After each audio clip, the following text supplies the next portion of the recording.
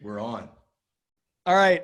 We're back again, round two. We did a video, what was it, a couple weeks ago, about Bitcoin Cash and Bitcoin SV, and we had so much fun that we decided we needed to do a follow-up. So I'm Isaac Morehouse. I got three great guys here with me. Sharp guys, interesting, reasonable, rational guys. You guys want to introduce yourselves again as we did in the previous video, because not everyone will have watched that, and or like give just an opening little statement.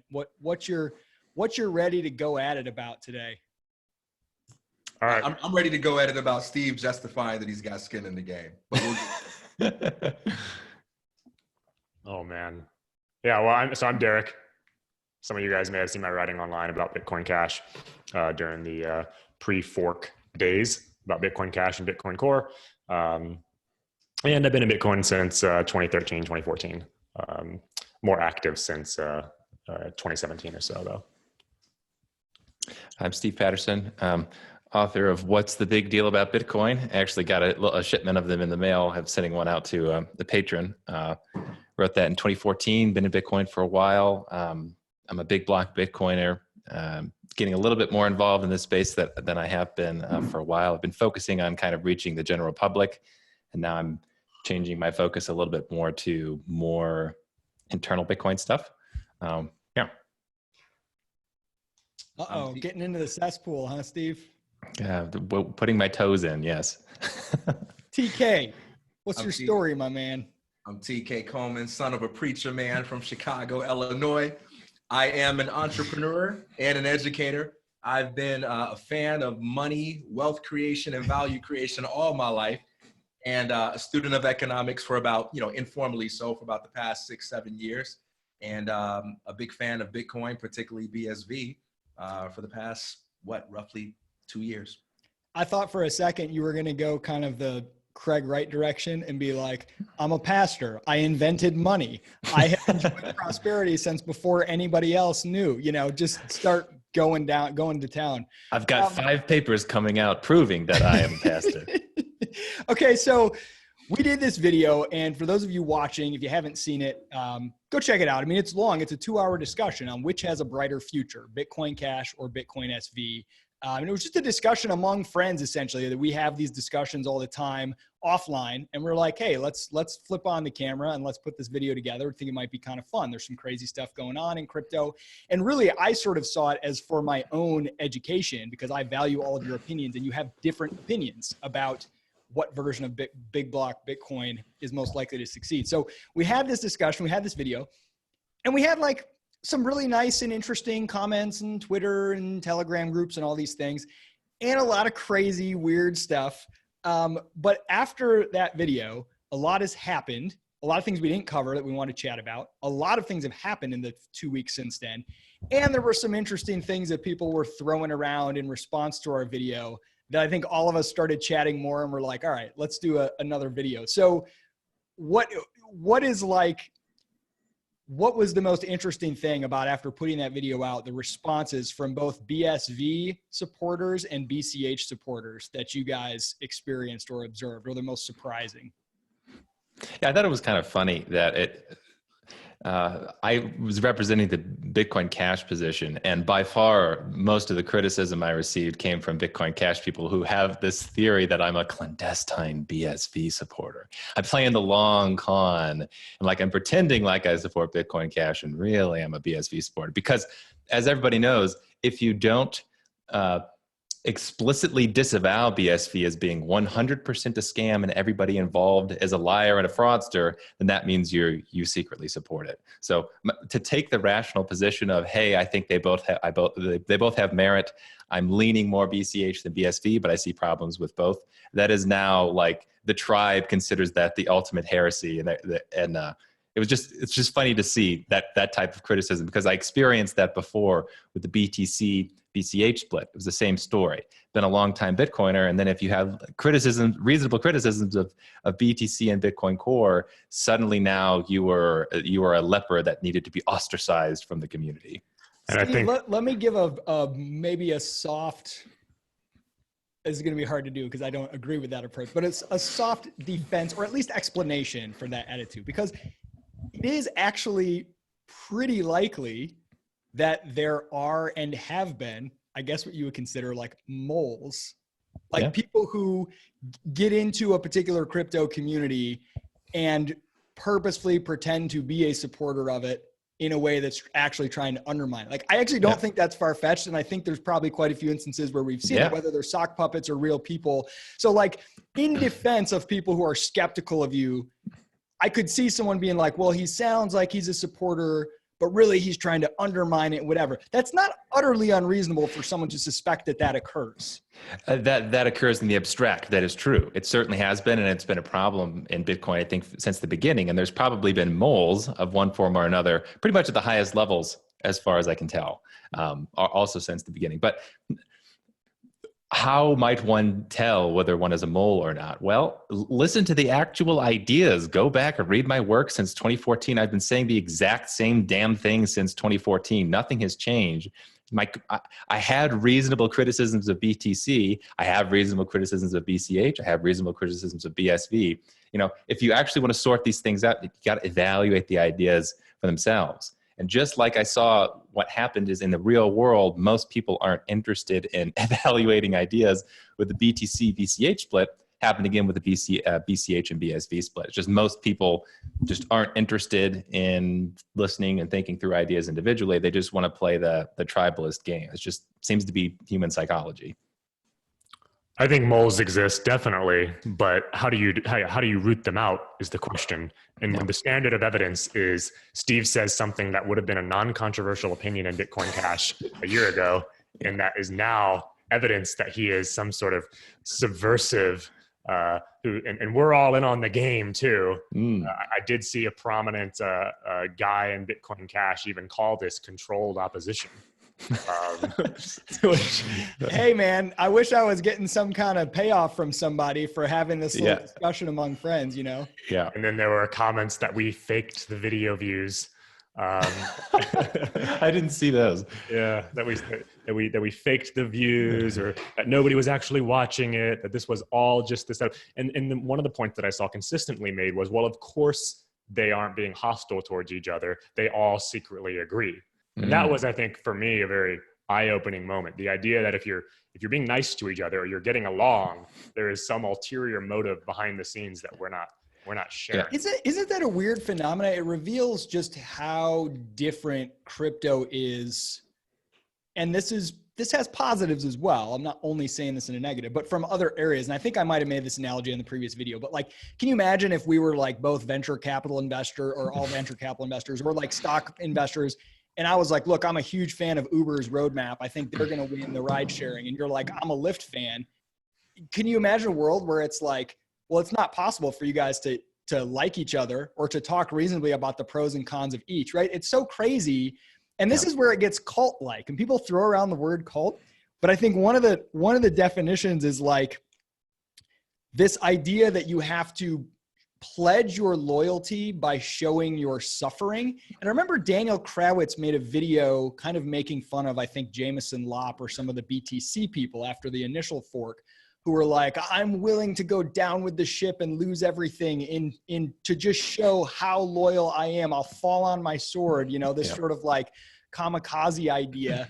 That the honor and loyalty to the point of self-destruction. And I've seen after our video, or maybe I just noticed it more, it wasn't all about our video, but just these discussions with like, well, how much, we'll get to this later, but how much skin in the game does that guy actually have? Or how much, well, I heard that this person still holds some BSV. And it's like, you have to go out there and be like, I want everyone to know that I'm so loyal that if BCH fails, I will literally die in the streets. You know, and that's the only way we can trust you. It's like what pledges do in these like freaking weird secret societies and stuff. Like, hey, make sure you're set up in such a way that you will die if you ever abandon the true faith. That's so absurd and unhealthy, and like such a a good environment for discourse. So anyway, I thought that was pretty wild to see that. And that comes from both camps, by the way. You have people who are like, I would do some tweets like, hey, we discussed the pros and cons of BCH and BSV. And literally there'd be like BSV people being like, name one con, name one flaw, name one thing that's wrong. And you'd be like, well, it's unclear whether X, Y, and Z. Nope. That's actually not a bug. That's a feature because Craig Wright will reveal in 1 year exactly why. You know, it's like, you can't even say that something might be imperfect. Or on the BCH side, it's like, well, how dare you criticize BCH? How much do you hold? Did you say that BSV might have a chance? You're not one of the true believers. It's like, it's so wild and ridiculous. Yeah, there's a specific tactic that BTC is still employing. What is it? 2 years after that fork, which is that you're really not allowed to give any shred of credibility to Bitcoin Cash. Even calling it Bitcoin Cash is a concession. You're supposed to call it Bcash. If you're a good Bitcoiner, you always call it Bcash. It's the exact same tactic with BCH and BSV. You have committed a cardinal sin by implying that somebody in a different community isn't just totally a fraud. In fact, it's like name calling. It's like if you read the comments of normal people when they're talking about politics, like regular Joes, a lot of times they don't call Trump Trump. They don't type his name properly. They call him Drumpf, or they call him T-Rump with a capital R, or they call, instead of Clinton, Hillary Clinton, it's Killary Clinton, right? It's like they can't even speak the name because that gives their opposition too much respect. TK, what did you notice after that video? Oh man, it's funny because, well, really quickly, I think one of the reasons why maybe the level of friendliness in our discourses is so shocking to people is because we all know each other, right? And we have conversations offline, not only about crypto, but about a host of other things that just have to do with life or common interest. And so there's an already existing trust of one another's intentions. You know, Steve and I must have recorded about 12 hours of debate on race, where we came into it with different convictions about things. And not once did either of us ever even look as if we were flustered or frustrated with the other. We were calm the whole time. And he articulated his position then, as he did in our last discussion, where if he disagrees or has concerns about your position, he'll ask questions, be very methodical, and take a kind of Socratic approach. And I was just very surprised to see so many people get mad at actually all three of you guys for both supporting BCH and not being all in 100% on BCH, and being open to the possibility that BSV has some strengths that BCH likes. I thought that was both shocking and hilarious. And I certainly think that the BCH community didn't really make itself look too great by attacking you guys for that reason. I know from my conversations with you that, you know, if anything, you really want BCH to win, and you talk like you wanted to win, but you're also refusing to be closed-minded about BSV. I think it's very respectable. I think it's commendable. And I think for me, if you want to win, then you should be happy when people have some sort of affinity to your view, and you should try to have a conversation with them where you can win them over. I don't know why you would want to make people feel guilty about having questions about your view. That's weird to me. Oh, one final observation after releasing that video and just different comments and stuff. You can see very quickly how there's a really big incentive to just go all in and be as extreme as possible on sort of a team. Because one thing I noticed is who caught a lot of shit for that video? Steve, because he wasn't unequivocally supportive of BCH, probably got the most. Derek to a lesser extent, and myself to a lesser extent, because Derek leans toward BSV, but he wasn't 100%, and I sort of played a neutral. TK didn't get any shit at all from anybody, because he was like, I'm 100% BSV. And there's this huge, and so the BCH people ignore him, and the BSV people love him and embrace him. And so there's this huge incentive, because you'll get crap from both sides if you're like, oh, well, let me just analyze. I'm not sure. I'm just curious about which tech will work the best. There's a huge disincentive to kind of be reasonable. And I don't mean that to offend you, TK, like you're unreasonable. But there's a huge incentive to just be like, well, even if I don't actually believe this, it'd be better for my life to just embrace one, and then I'll at least be loved by somebody, you know?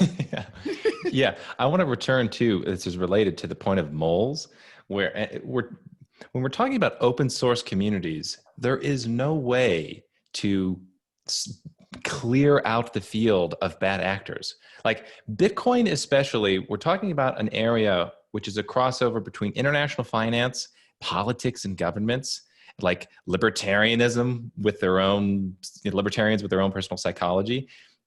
there is no way you're not going to have this field infiltrated. It has been from the beginning. So if the strategy is the only way we can make progress on this coin is by completely eliminating all bad actors and anybody that smells like maybe they're a bad actor, that's going to fail. It must necessarily fail given the dynamics of community purges will bring strength. Exactly. Like maybe if you're in a tiny little tribe, you can get away with witch hunts and it works. But when you're talking about a project of this magnitude, there is no way. And if I were a government official trying to throw a wrench into the works of the libertarian project who's trying to create this new sound digital money, what I would do is try to insist that everybody purge all the bad actors from the community.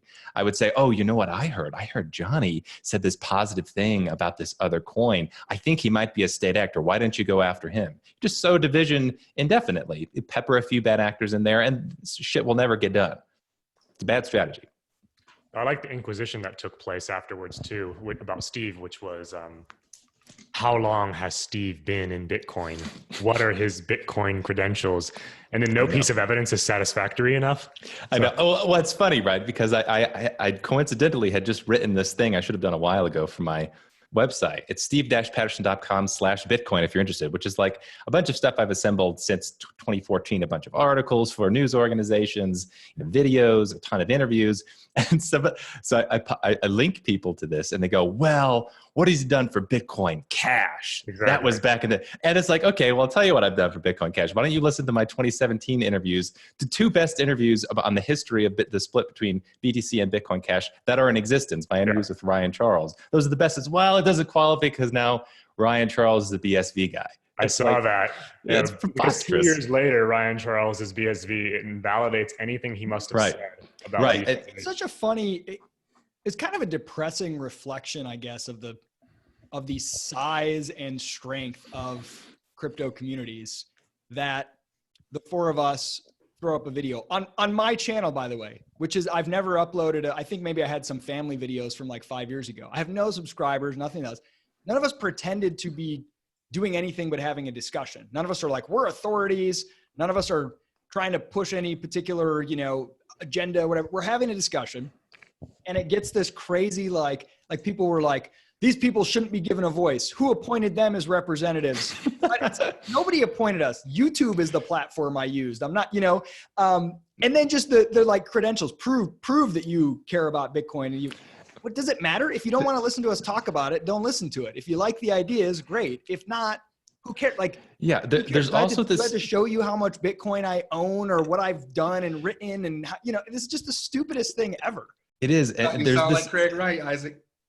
Yeah, I don't owe you anything. I'll never show you, and I'm never coming on video again. Well, there's also this preposterous idea that one can only have contributed to cryptocurrency based on one's social media profile. It's like you have to have a running list of your Reddit posts and your tweets and all of your public-facing content. Otherwise, the community will deem that you have not contributed enough to have a voice.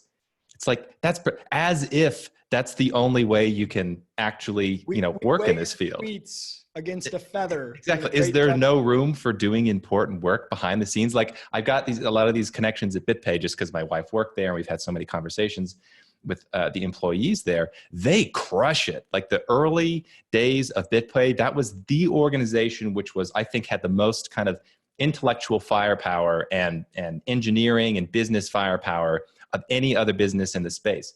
They weren't, almost all of them weren't even on social media, like didn't even have, Twitter accounts and stuff. So if they, if the actual people in the real world getting shit done in businesses don't have this public facing presence, I think that's a clear demonstration there are other ways to contribute to Bitcoin other than gaining social cred points online. Okay, two really small, funny observations, and then I want to move to abused ideas in crypto. And I have a list of those that I know all of you have. And I have a religious metaphor I want to use before that. So we'll get to your religious metaphor. So the two funny observations. One was you'd see all these Twitter comments that would be like, well, you're just a shill. And then you go look at the account and it was like, crypto madness created months ago with 2 followers. And you're like, wait a minute. And then the other one, this is just one of my favorite. There were like 4 comments in YouTube that just said like, hey, that black guy is really smart. And I'm like, all of our names are written right here on the screen. You know, like you can identify TK by name if you want to. And then in Telegram, it was, oh, that guy's really brilliant. Well, I wouldn't go that far, but he certainly is articulate. Okay, so I wanted to go next to abused ideas in crypto. And I had a couple, like the idea of security, decentralization, the ideas of cash and gold as metaphors that get abused, and the idea of skin in the game. But TK, you're telling me you got to cut in first with a religious metaphor? Yeah, this is a follow-up. The BSV guy would go straight to the religious metaphor, right? Straight to religion, man. So Vin Armani from BCH is big on that too. So I guess it's both camps. Well, this is in keeping with Steve's complaint about, you know, the kind of credentialist attitude, the proof of status or social media that you see in crypto. So in the Christian faith, you had the Pharisees, and these were the people that were the religious loyalists. They practiced the spiritual disciplines like fasting and almsgiving and praying. And what they did was very difficult because they lived these highly disciplined, devout religious lives. Then Jesus comes along and he starts speaking to the people on the margins of society, the tax collector, the adulteress, the leper, and he says to them, God's love is available to you as much as it's available to the person that has been practicing religion for the last 15 years. And their sensibilities were offended by that. You can't tell me that some thief who dies next to you on the cross can repent of his sins and then receive eternal life the next day when I've been working really hard on religion for the past 20 years. That's not fair. And you see a similar attitude in crypto where you have these people who take great pride in being OGs. And these are like the Pharisees. It's very hard to be an OG. It's very difficult to learn what they learned. They really made some valuable contributions. The Pharisees should not be dismissed, but they're so offended when someone new enters the crypto space and they fall in love with it for superficial reasons, or they've only been around for 6 months or for 1 year. Well, for me, I'd rather read the white paper one time and be around for 1 month and get it right than be someone who's stuck in dogma. And my only victory in life is taking pride in the fact that I've been around for 10 years, you know, but the OGs are the new Pharisees. And in order for crypto to grow up, people are going to have to accept the fact that in order for anything to become adopted by the mainstream, you're going to have to get over yourself when it comes to the irritation you're inclined to feel with superficial people that you despise trying to use your tool for reasons that are less noble than your ideals. Well, that's a really convenient argument for you, TK, since you refuse to accept the Bitcoin I tried to send you since like 2012, you know. I want to talk about ideas that are good ideas and important ideas, in many ways fundamental to Bitcoin, but that can actually be taken, I don't know if too far is the right word, but just abused. Steve, let's start with your favorite, skin in the game. Yeah. It's actually not my favorite. This. My favorite. Why is the concept of skin in the game and how misused in crypto? Well, actually, that's not my favorite example because I want to start with the best example, which is an illustration of absurdity and how these memes can, I call them getting bastardized. So in my book, actually, I have the phrase digital gold. I have an explanation of like the properties of what makes good money. It's scarce, it's poor, blah, blah, blah, blah, blah, blah. And I say, oh, well, if you think about it, Bitcoin has a lot of these monetary properties, except it's digital. So it's like digital gold. Oh, wow. That's a cool idea. Very valuable and exciting to think about, especially if you're interested in like monetary economics. Fast forward 3 years, and something happened to that idea that I would never in a million years have predicted it could be so bastardized, which is that Bitcoin is like digital gold, which means it's okay if it's really expensive to transact, because gold is expensive to transact. That is the opposite of the intended analogy here, right? It's precisely that it's digital gold, which means it's supposed to be really low transaction fees. That's the point of the digital part. And instead, they completely invert it and have wound up that digital gold means it's like you can't move it. You know, you have to pay $50, $100, $1,000 to move it. They literally got that 180 degrees from its intention. Steve, do you think that I've started to wonder about this in the Bitcoin Cash side, and I'm a big fan of Bitcoin Cash. Do you think the digital cash meme can sometimes get screwed up in the same way, where if you forget the digital part, if all you're trying to do is convince people to use Bitcoin Cash exactly as they would use cash, and it has no additional advantages, you forget the very thing that makes it better are the things that only a digital cash could do. The really unique things like micro payments and novel applications. Whereas like buying something at a bar, I'm not going to say a cup of coffee because then I'll sound really scarily like people who want to artificially limit transactions with small blocks. I don't mean that, but I mean, if you're like, hey, the best use case is to just use it just like you would use cash. Well, unless there's something really, really wrong convenience-wise with cash, which is not the case for most of us unless we're in a hyperinflationary country, there's no advantage to using digital cash over regular cash. And when I say regular cash, I mean like, credit card or whatever. I sometimes wonder if that gets lost a little bit.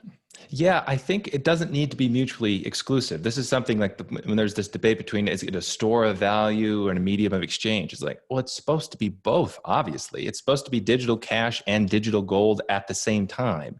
And I agree, there are all kinds of unique properties that you can get from the digital part that are overlooked when people take these memes or they take these ideas and they find other incorrect connections to make and then think that that's important. This is actually one of my criticisms of BCH, is that because they're so focused on the digital cash use case, the idea of using the blockchain for ways that are unapproved is more popular in BCH than it is BSV. So if you're using the blockchain for not digital cash, you're using I've heard the spam word thrown around. Just like the break from BTC was because of the absurdity of that. Exactly. It's like if it's not the cash use case, then it's spamming the blockchain. Well, that's preposterous as well. Obviously, the technology should be used in all ways that people find it beneficial to them. Yeah. Derek, skin in the game. Or unless you want to get on this. I just wanted to elaborate too. I can go on skin in the game too, but it's related to the other question of like hodling versus spending. I think in some cases it's lost in BCH as well. When you think it's purely digital cash and you focus on this idea that spending is what is valuable, I think you lose out on the fact that holding is a valuable function. I think Rothbard wrote, I don't remember where, but I really like this quote. He said that money is also useful for its future potential. And so the ability to actually have cash stores on hand to be able to say yes to things in the future that is a function of value. I also think the idea of increasing your purchasing power through holding a scarce asset over the long term is a valuable use case. Yeah. So I think both sides have sort of gotten it wrong. And I think I see a sort of a reaction in BCH against the absurdity of the idea that all you do is hold a token. And it's become this thing where transaction volume or use in commerce is the measurement for success. And I don't think so. I think it's people using it. It's people using it for valuable purposes for their own individual, lives. TK, I think you shared a tweet thread that I think was actually from a BSV supporter on this similar topic. And it was one of those that took even further, was like, holding or hodling or whatever you got to call it, is like immoral, it's communist, it's people that want to get rich for doing nothing, kind of going down this, which there's something in there that I understand. And I think I agree with, if we're going to have charitable interpretation, that when Bitcoin kind of became, and Steve, you wrote an article to this before the fork, it became a giant ICO, basically. It became hey, let's just buy this thing. We have no idea, but it just might go up in value. And that's all anyone wanted to just use it for, was just to speculate that it might get more valuable in the future. We have no idea why. It can't be used for anything. That seems a little crazy. That seems like a mania. So to the extent that holding means people literally just buying it with no intention of it ever having any function, I get that. But this idea that like, and this kind of was big in BSV for a while, that like holding is like this communist thing or this immoral get rich quick thing. I don't know what did you want to talk about on that, TK? I know you brought that up and you had some questions on the holding question. Yeah, so let me read the tweet. It says, all Bitcoiners want to get rich quick for nothing. Wanting to be rich for doing nothing is the very definition of communism. Now, in fairness to the poster, there's a lot of stuff going on in this crypto Twitter space now where I don't even know half the time if when people say things, they're actually saying what they mean, or if they're playing a meme game or whatever. But I thought this was an interesting statement that created a lot of debate.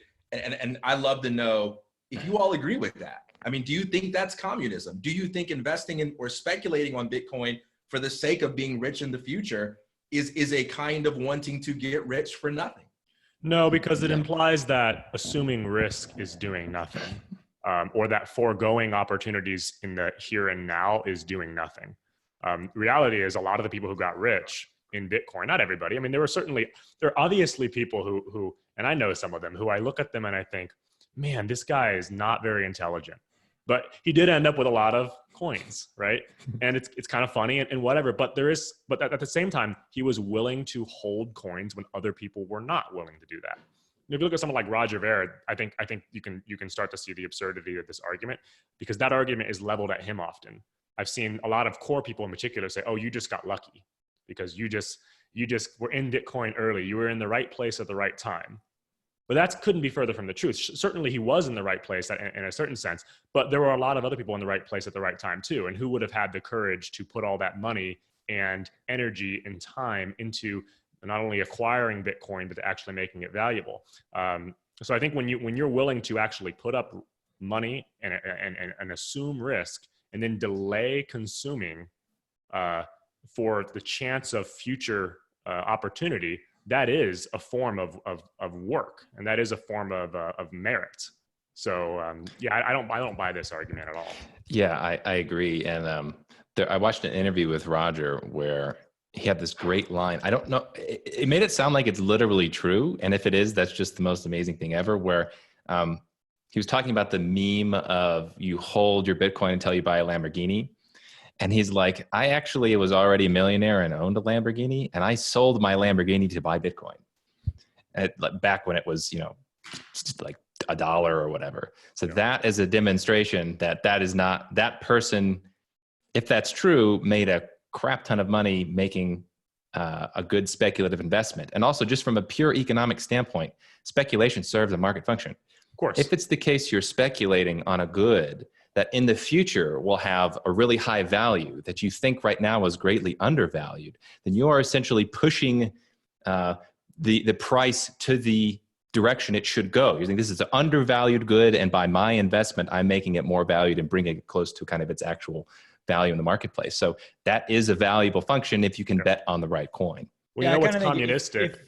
If your product or good or currency, whatever, is threatened by people holding or speculating, well, then it's no good, because people are going to do that if it's in their self-interest, and that's a good thing. It serves a function.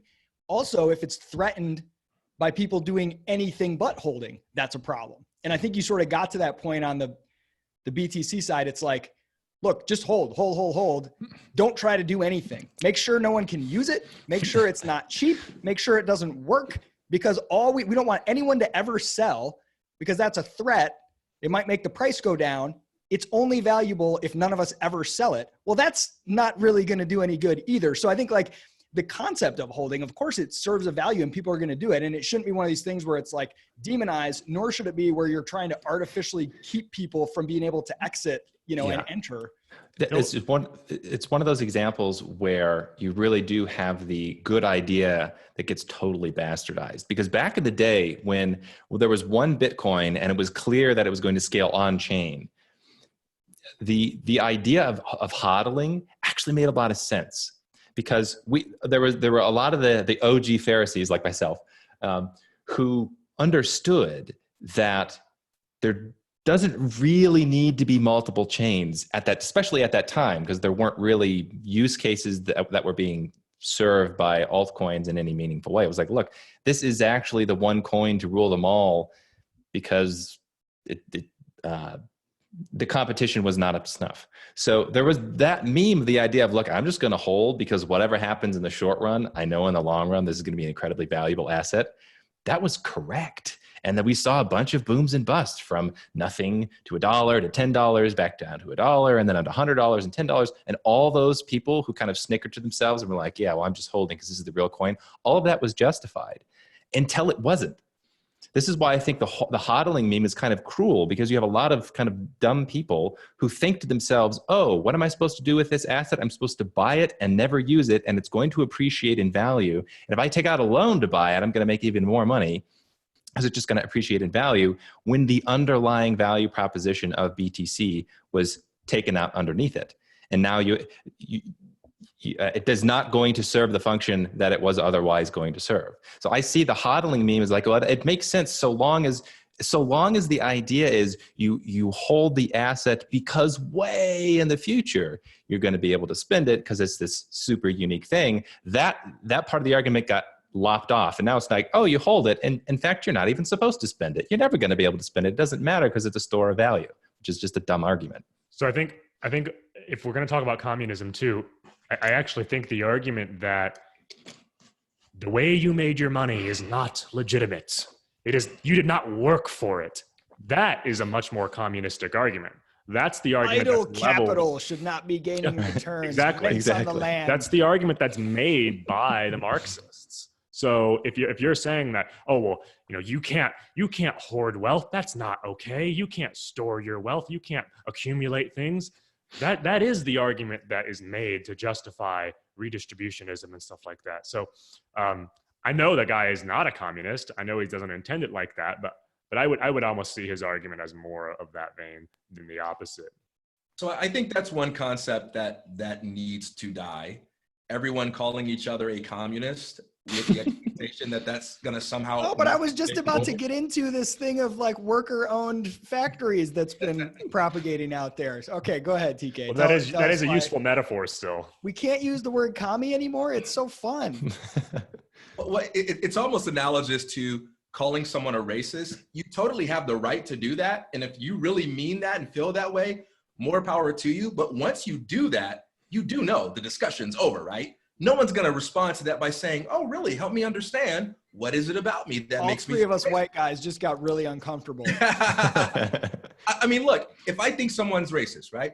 And I truly want to deal with the problem, I'm going to have a conversation in a way that makes this person want to engage me so that I can get them to take accountability for their ideas. Hey, you said such and such. Here's how I heard it. Here's why that sounded racist to me. I would like to hear you explain what you meant, and then express my objection. What do you think about that? But the moment you antagonize someone with this label, then you've ended the discussion. And I think if we're going to have a conversation about Bitcoin, me calling you a communist doesn't really get us anywhere. And I've seen debates where nearly an hour is spent on each side calling the other side communist and defending themselves against attacks of communism. And it's like, look, hey, do your ideas work or not, right? What is the logic of the system you're advocating for? What are the economics of it? Does it work? I don't care what label we use to refer to you. Let's talk about skin in the game, man. So this came up a lot and continues to, and it should. It's a very important concept, and it's baked into the foundation of Bitcoin, the idea of aligning incentives so that you're not relying on goodwill or people being nice or people having the same ideology or being friends or being cooperative, but you're relying on an incentive structure where they stand to lose personally by doing things that are bad for the system. And that's sort of a part of skin in the game. Great concept, very important concept. How is it getting misused or bastardized? Well, I don't think skin in the game as a concept was ever intended to mean, I have skin in the game, you need to shut up. I have skin in the game, you're wrong. Like that was not how it was meant to be used. It was just meant to be like an evaluative tool when you're referring to how you evaluate assets and how you evaluate ideas a little bit. It's just one metric. It's not an end all be all. It's not a mic dropping. So like the probability that someone will make an accurate or useful discovery increases to the extent to which their well-being benefits from them making an accurate or truthful discovery or innovation. And if they have nothing to gain, the odds that they'll do it decrease. Would that be a fair? I think the second part of that is correct. So to the extent that one does not have skin in the game, then one does not pay you could think there isn't a built-in evolutionary mechanism for those people to lose their resources and go bankrupt. So the way I like to think about skin in the game in Bitcoin is who should make the decisions about how the network is upgraded in particular. Is it people who are hobbyists, or is it people who have actually spent tens of millions of dollars in network infrastructure that have a lot riding on making sure that the coin is profitable in the future? So this is now, instead of like talking about this with network infrastructure, it's now people who are speculating on the asset. Or it's like, hey, if BCH goes down, my family doesn't eat. Therefore, I should be the one making the decisions for how the protocol upgrades because I've taken on the most risk. My opinions have more weight because I'm taking a bigger bet. There's something in there that's like, I think the analogy I used in our conversation was like, would you say, hey, I should be coaching the football team because I borrowed a couple $100,000 from the Russian mob to bet on it. And if they lose, I die. Right? Well, that person, maybe they're properly incentivized for that team's success, but it doesn't mean that they're any better at making decisions for the team. In fact, they're probably, their judgment sounds kind of bad. Exactly. So go ahead, Derek. Well, I like what Steve said. I think it's the latter part when I'm taking it to mean that someone who doesn't have skin in the game at all, like that's a useful metric towards sort of evaluating, like if they don't have any kind of skin in the game whatsoever, any kind of incentive or motivation. But someone who has skin in the game, that's not the end all be all of how you evaluate what they're doing or saying. Because if it were, then the argument would really be sort of a reductio ad absurdum, where whoever can assume the most ridiculous, outrageous amounts of risk should be the ones who's listened to. And I also think there's a difference between accuracy of ideas and who has power in action. So if I say, hey, I hear some financial management guy spouting off his opinions on Twitter about what I should do with my finances. Well, he doesn't stand to lose if I lose. Therefore, he's likely to be wrong. I don't think that's correct. It may be the case that I don't want someone actually managing my money if they don't lose anything by me losing. Right. But they may have correct ideas about, right? Like you can have no skin in the game and you can have truthful insights potentially. Maybe you're less likely to, but in some cases you're more likely to if you're a little bit removed from the situation. So like the truth of what you're saying, your ideas, is separate from whether or not you ought to be entrusted with taking action. Yeah, so I think this is an interesting way to look at it, is the skin in the game analogy over time. And the people that bastardize this particular analogy aren't looking on a long enough time frame. So it goes something like this. Intelligent and reasonable people like Peter Thiel assume a lot of risk. And we know that they have made lots of money by assuming that risk. So they must be competent and they should be the decision makers. Therefore, if I take on a lot of risk, I'm kind of like Peter Thiel, because Peter Thiel took on a lot of risk and he's competent. Now, the error here is that it's not just the taking on of risk at time one. It's that the risk you took on turned out to be a good judgment call. So yeah, you took on the risk, but because you had good judgment, you took on the risk that turned out to be a gamble that paid off. So it's almost like the market process itself. Any one individual instance may or may not be correct, but if you can back away and look at the system as a whole, a system in which you gain or lose based on your decisions is going to produce better, more accurate decisions. Yeah, and this is something you actually get into this like in some economic theory. There's a kind of a connection with the efficient market hypothesis, which is that like knowledge is evenly distributed throughout society, and therefore you end up with these torturous reasoning processes that conclude profits are impossible, or it's like just a gamble. I think people are looking at risk in this case in the abstract, where it's like, oh, any entrepreneur is essentially throwing darts at a dartboard, taking on this percentage risk or that percentage risk, and there's no good judgment or bad judgment. Like that is a completely mistaken way to look at how demonstrated competence works in the world, is that the people who are the ones who choose the right risk to take on are the ones that get rewarded. Those are the people that are maybe better decision makers than people who arbitrarily take on risk just by going down to the casino and gambling. It doesn't mean that somehow your insight is going to be better just because you have a lot to lose. Guys, I quit my job and I'm relying on this video making me enough revenue on my YouTube channel to survive. That's how you know that it's quality, because I have skin in the game. Hey, let me speak to that really quickly, because there's an epistemic problem when it comes to talking about statements like that, right? We're referring to something real. This came up in Steve's conversation, that whole appeal to how much sacrifice I'm making.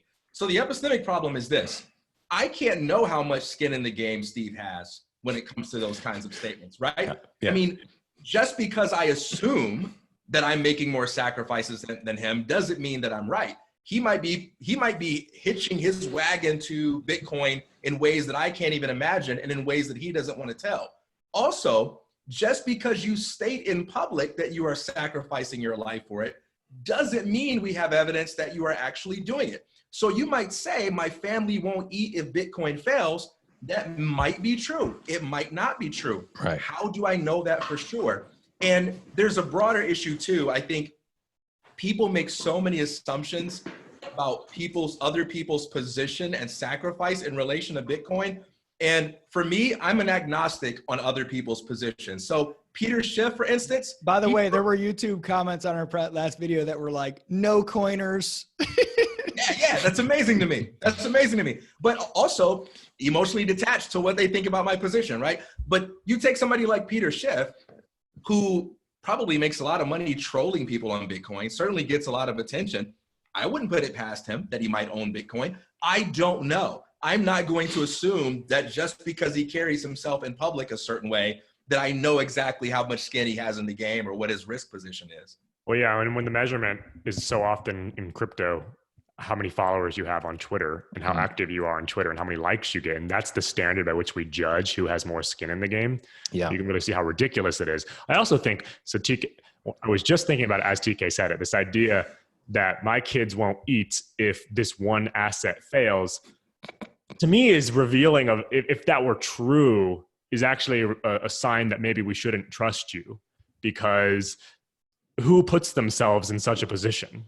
In crypto of all things. And I know, like, all of you guys all have different business ventures and things you're doing, but I know if one of them failed, I would not think that you have no other options in life. That almost makes me feel like I'm being manipulated or held hostage. It reminds me of the old National Lampoon's magazine cover that had a dog with a revolver and it said, buy this magazine or this dog gets it. Yeah. You know, it's kind of like, support Bitcoin Cash or my children don't eat. It's like, wait a minute, hold on a second. I don't like the way that feels. Exactly.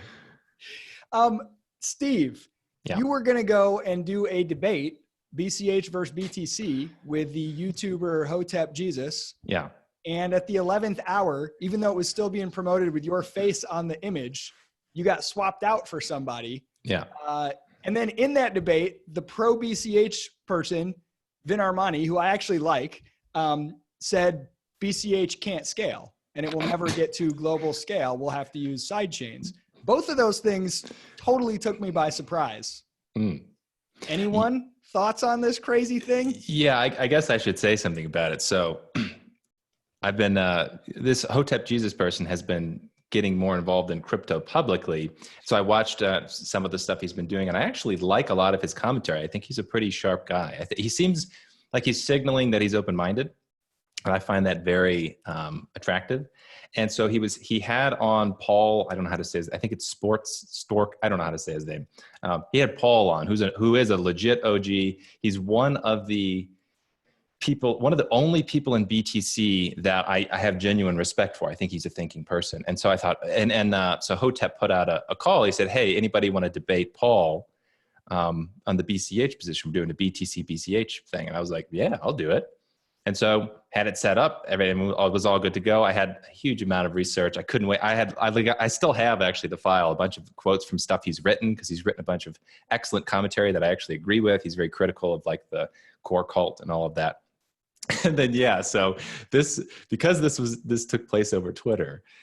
somebody in the BCH community, they rang the alarm bell. Oh no, the BSV shill is now going to try to represent BCH in this debate, and really we all know he's going to be shilling BSV.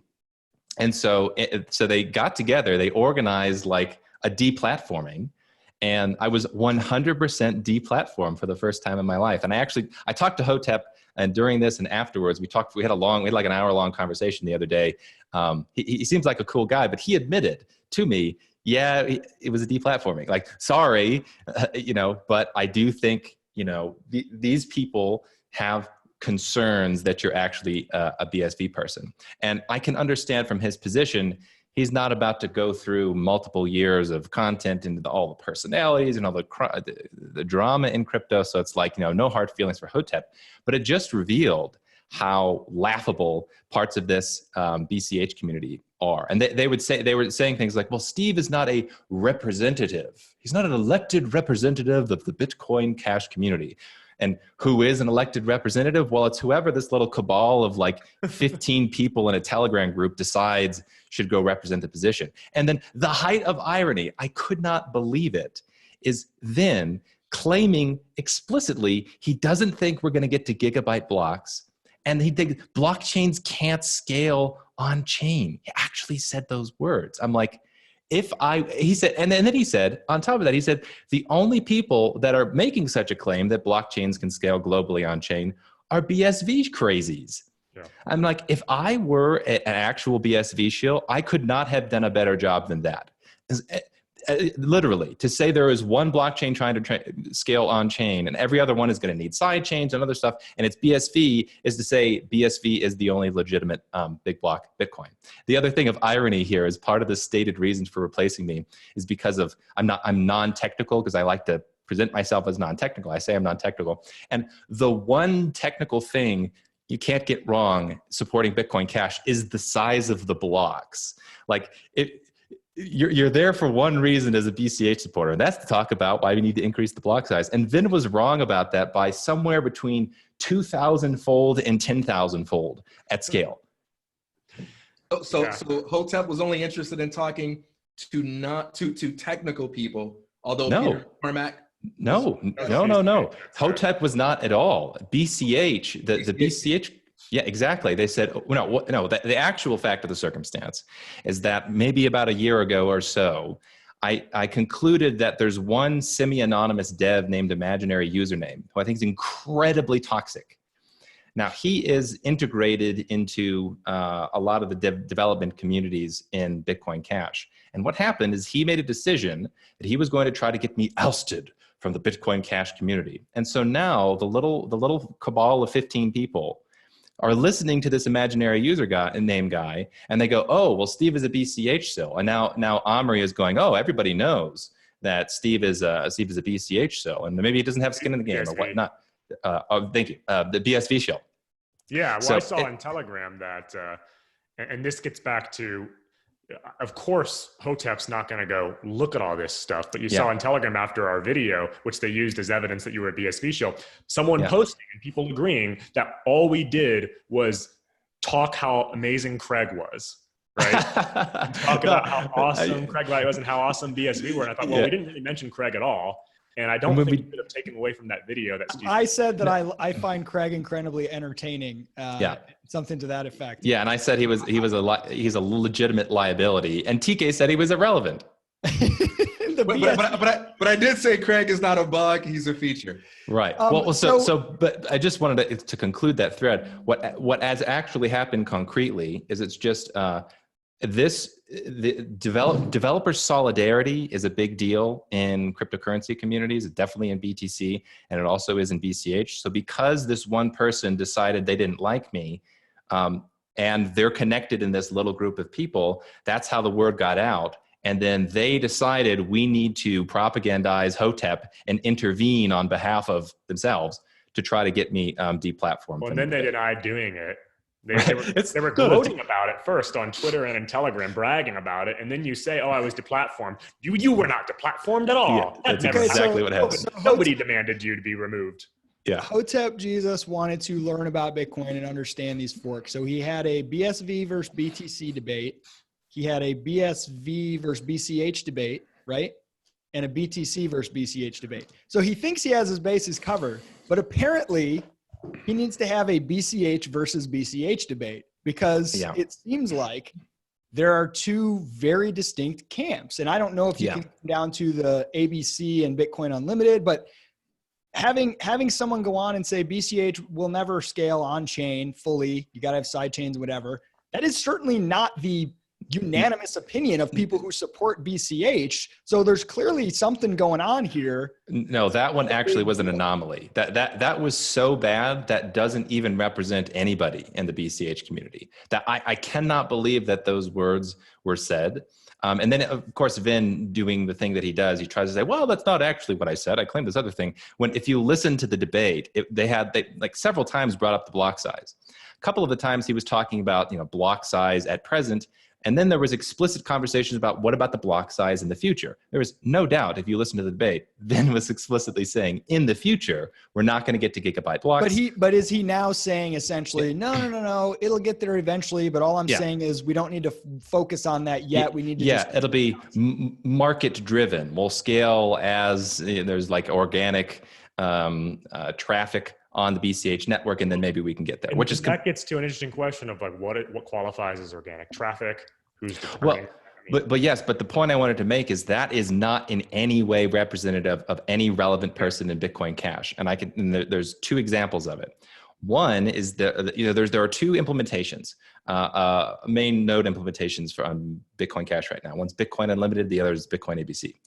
Bitcoin Unlimited 2 years ago set up, or maybe even longer ago than that, they set up a gigablock testnet, which is to try to test things with gigabyte blocks. 2 years ago, they mined their first 1 gigabyte block on the testnet. That has been an explicit milestone for a long time, because essentially you get to like Visa levels at 1 gigabyte. Okay, so that's explicit on the BU side. On the Bitcoin ABC side, on their own roadmap, they have a projection of potentially going as high as 1 terabyte blocks.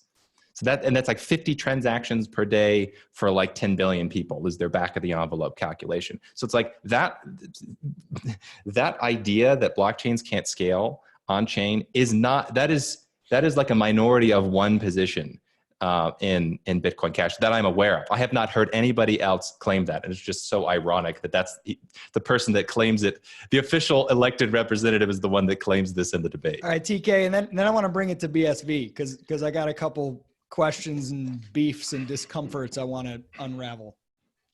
Steve, if you had done the debate and represented BCH, what would you have done differently?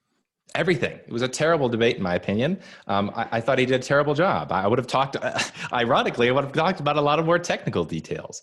What would have been stronger about your case? Well, it's an embarrassment of riches. There are many things I was over prepared for this debate to choose from them, but I would have talked a lot about the history.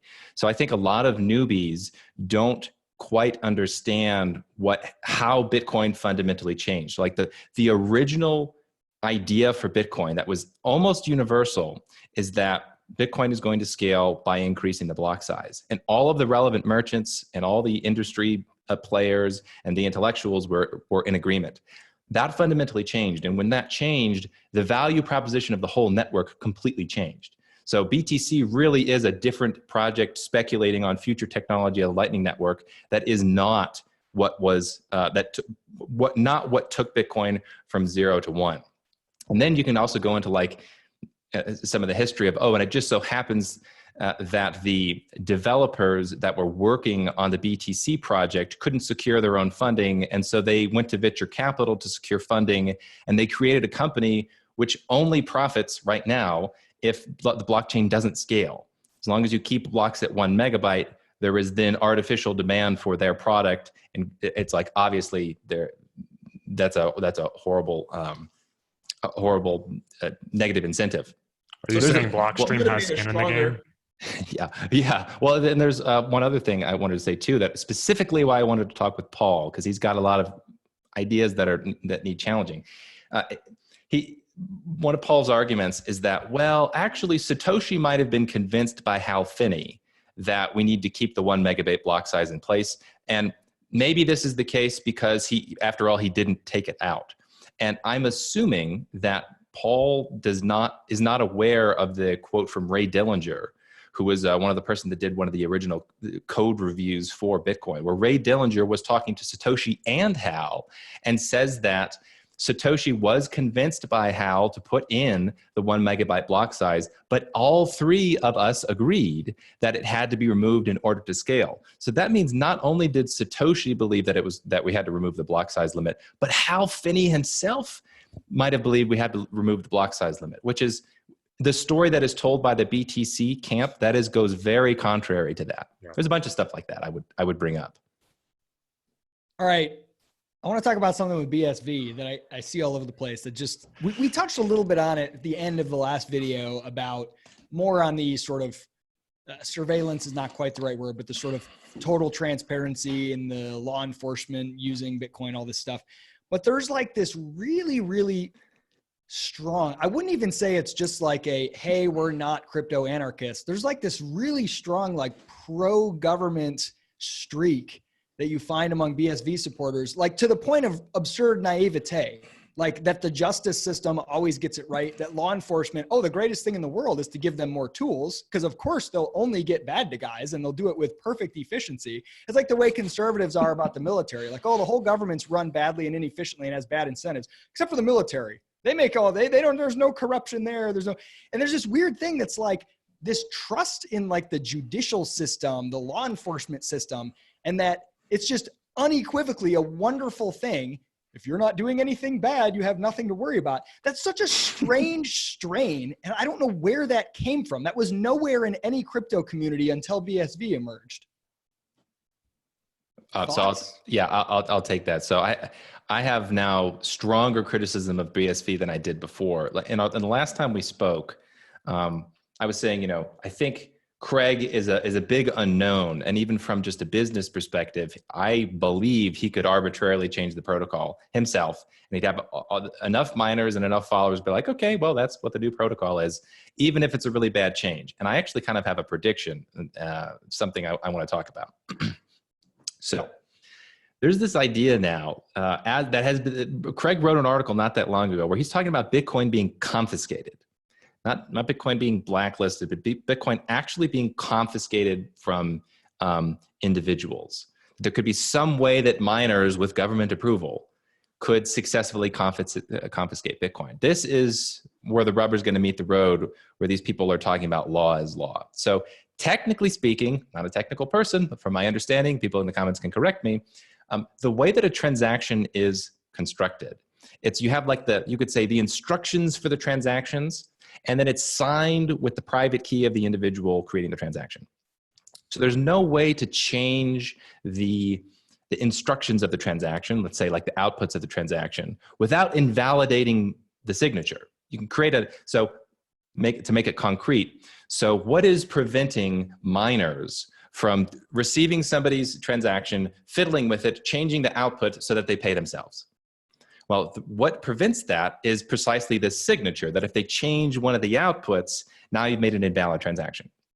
Okay, so Craig and a lot of his supporters that I'm talking with seem to be saying, well, that might, we might be able to override that. With enough hash power, it might be that you can effectively create invalid transactions so that government can seize your Bitcoin effectively. How might that be done? And here's what I think is going to happen.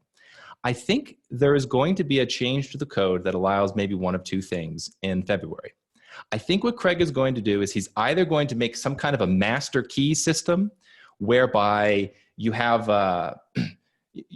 like transactions go through normally, but there's also this other potential transaction available where if the master key, if the government key signs the transaction, then it can essentially do whatever it wants on the network and confiscate the Bitcoin. That's possibility one. Possibility two is they change the protocol such that the miners aren't checking the validity of the signatures. because that way you could think of it as putting an invalid transaction, therefore making it an invalid block. It's still kind of stuffing it into the blockchain anyway if you're not checking the signatures. So I think here's what I think is going to happen. I think we're going to see that upgrade in February. One of these two things is going to happen, and because of this, we're going to see Craig Wright move the Satoshi coins. I think that's what he's leading up to. And I think that is the reason he is going the law is law mentality. Law trumps the blockchain, is because he wants to move those Satoshi coins and either sell them or just to kind of prove that he's Satoshi. I think that's where we're going. And I think that's why all these people saying, oh, law trumps the blockchain kind of supporting this idea. And I think this is where things are going. Because technically speaking, I don't know how you can change an output of a transaction without invalidating the signature. So Steve, help me out. I just want to make sure I see that connection between the predictions and Craig moving the Satoshi coins. What is it about one of your predictions coming true that affects what he does with the Satoshi coins? So my prediction is that, and by the way, everybody in BCH is livid right now for you presupposing that he actually could move Satoshi. No. So what I'm saying is, supposing he can't move them. What I'm saying is he wants desperately to move those coins, and right now he can't because he doesn't have the keys. Why he doesn't have the keys is a separate question, but I don't think he has the keys. So what he can do is, under the guise of returning the Bitcoin to its original protocol, he can change things such that he can create essentially an invalid signature that the miners don't check, and you can still stuff that into the blockchain. And if that's the case, well, if you have majority hash, sure, you can move anybody's coins. And I think this also fits with the idea of governments being the ones who have the final say in like what the blockchain is. Governments trump law, and all this weird idea, Isaac, that you're talking about, that like, well, you know, Bitcoin is not supposed to be above the law. I think all of that fits if he can say, hey, look, the blockchain is an immutable ledger. You can't change the past, but what you can do is stuff invalid blocks in the blockchain if the official government declares that that is the case. I think that's where we're heading. All right. So one question: do these predictions require one to believe that Craig doesn't have the keys? No, he could have the keys and still do something like this. Well, I would love to know the specific details of how he envisions confiscation of Bitcoin happening. And I think it's going to be that it's essentially, we're going to break the rules, but it's okay if we break the rules because law is law. And the government has said, in this case, the rules of the network will be broken. Now, I saw your Twitter exchange with Shatters. What did you think about his explanation to you? You have to remind me of exactly what we're talking about. I don't know if you guys went back and forth. I haven't looked at it in a couple of days, but let me pull it up while we talk. Yeah. Steve, that is interesting. While TK is pointing that out, that since the BSV BCH split, and I don't remember, I could just be uninformed. I just don't remember much rhetoric from Craig or anybody all about making sure that Bitcoin is this great tool to help crack down on criminals and stuff. That there were people that would say, hey, it's not anonymous. Hey, it's actually less likely to be used than cash for illegal stuff. You heard that, but this really strong, like, pro law enforcement thing, that's ramped up so much since the BSV split. And specifically, the examples are always used the worst possible things you can imagine, like child pornography and whatever. And it almost feels like, it's almost like warming people up so that they're not mad when you're like, hey, we let government go ahead and screw around with things, but it's only to catch this horrible child pornography ring. Okay, we've been primed for that. And yeah, we're all for it because that's what Bitcoin's going to help us with. But there's a scenario in which what you described happens, and BSV actually like gains market share because of it and wins by sort of losing the vision of what, at least what most of us thought Bitcoin was. It may gain market adoption, but it may not bring about a world that's better than what we have now. Maybe it is in some ways. Maybe there are pros and cons, but that's definitely not what I thought Bitcoin was all about. So this is where I think there is real validity, at least, to the BSV argument, and practical validity in terms of actually being integrated into the world. The pitch seems to me to be something like, okay, because we don't want blockchains to stand apart from the law and apart from government, to challenge government, we're going to tweak it in such a way where law and government can override the blockchain. Well, I want to give you a backdoor access. Have you seen anyone discuss any kind of backdoor thing explicitly? Well, but it's just that one claim that your coins can be confiscated. Yeah. Right? Like so what you're saying is possible, there's an implied thing that they're going to do, even though they haven't necessarily explicitly said that. No, I would say it's definitely explicit. There's a bunch of, explicit that they're going to change the protocol. So it depends on what you mean by change the protocol.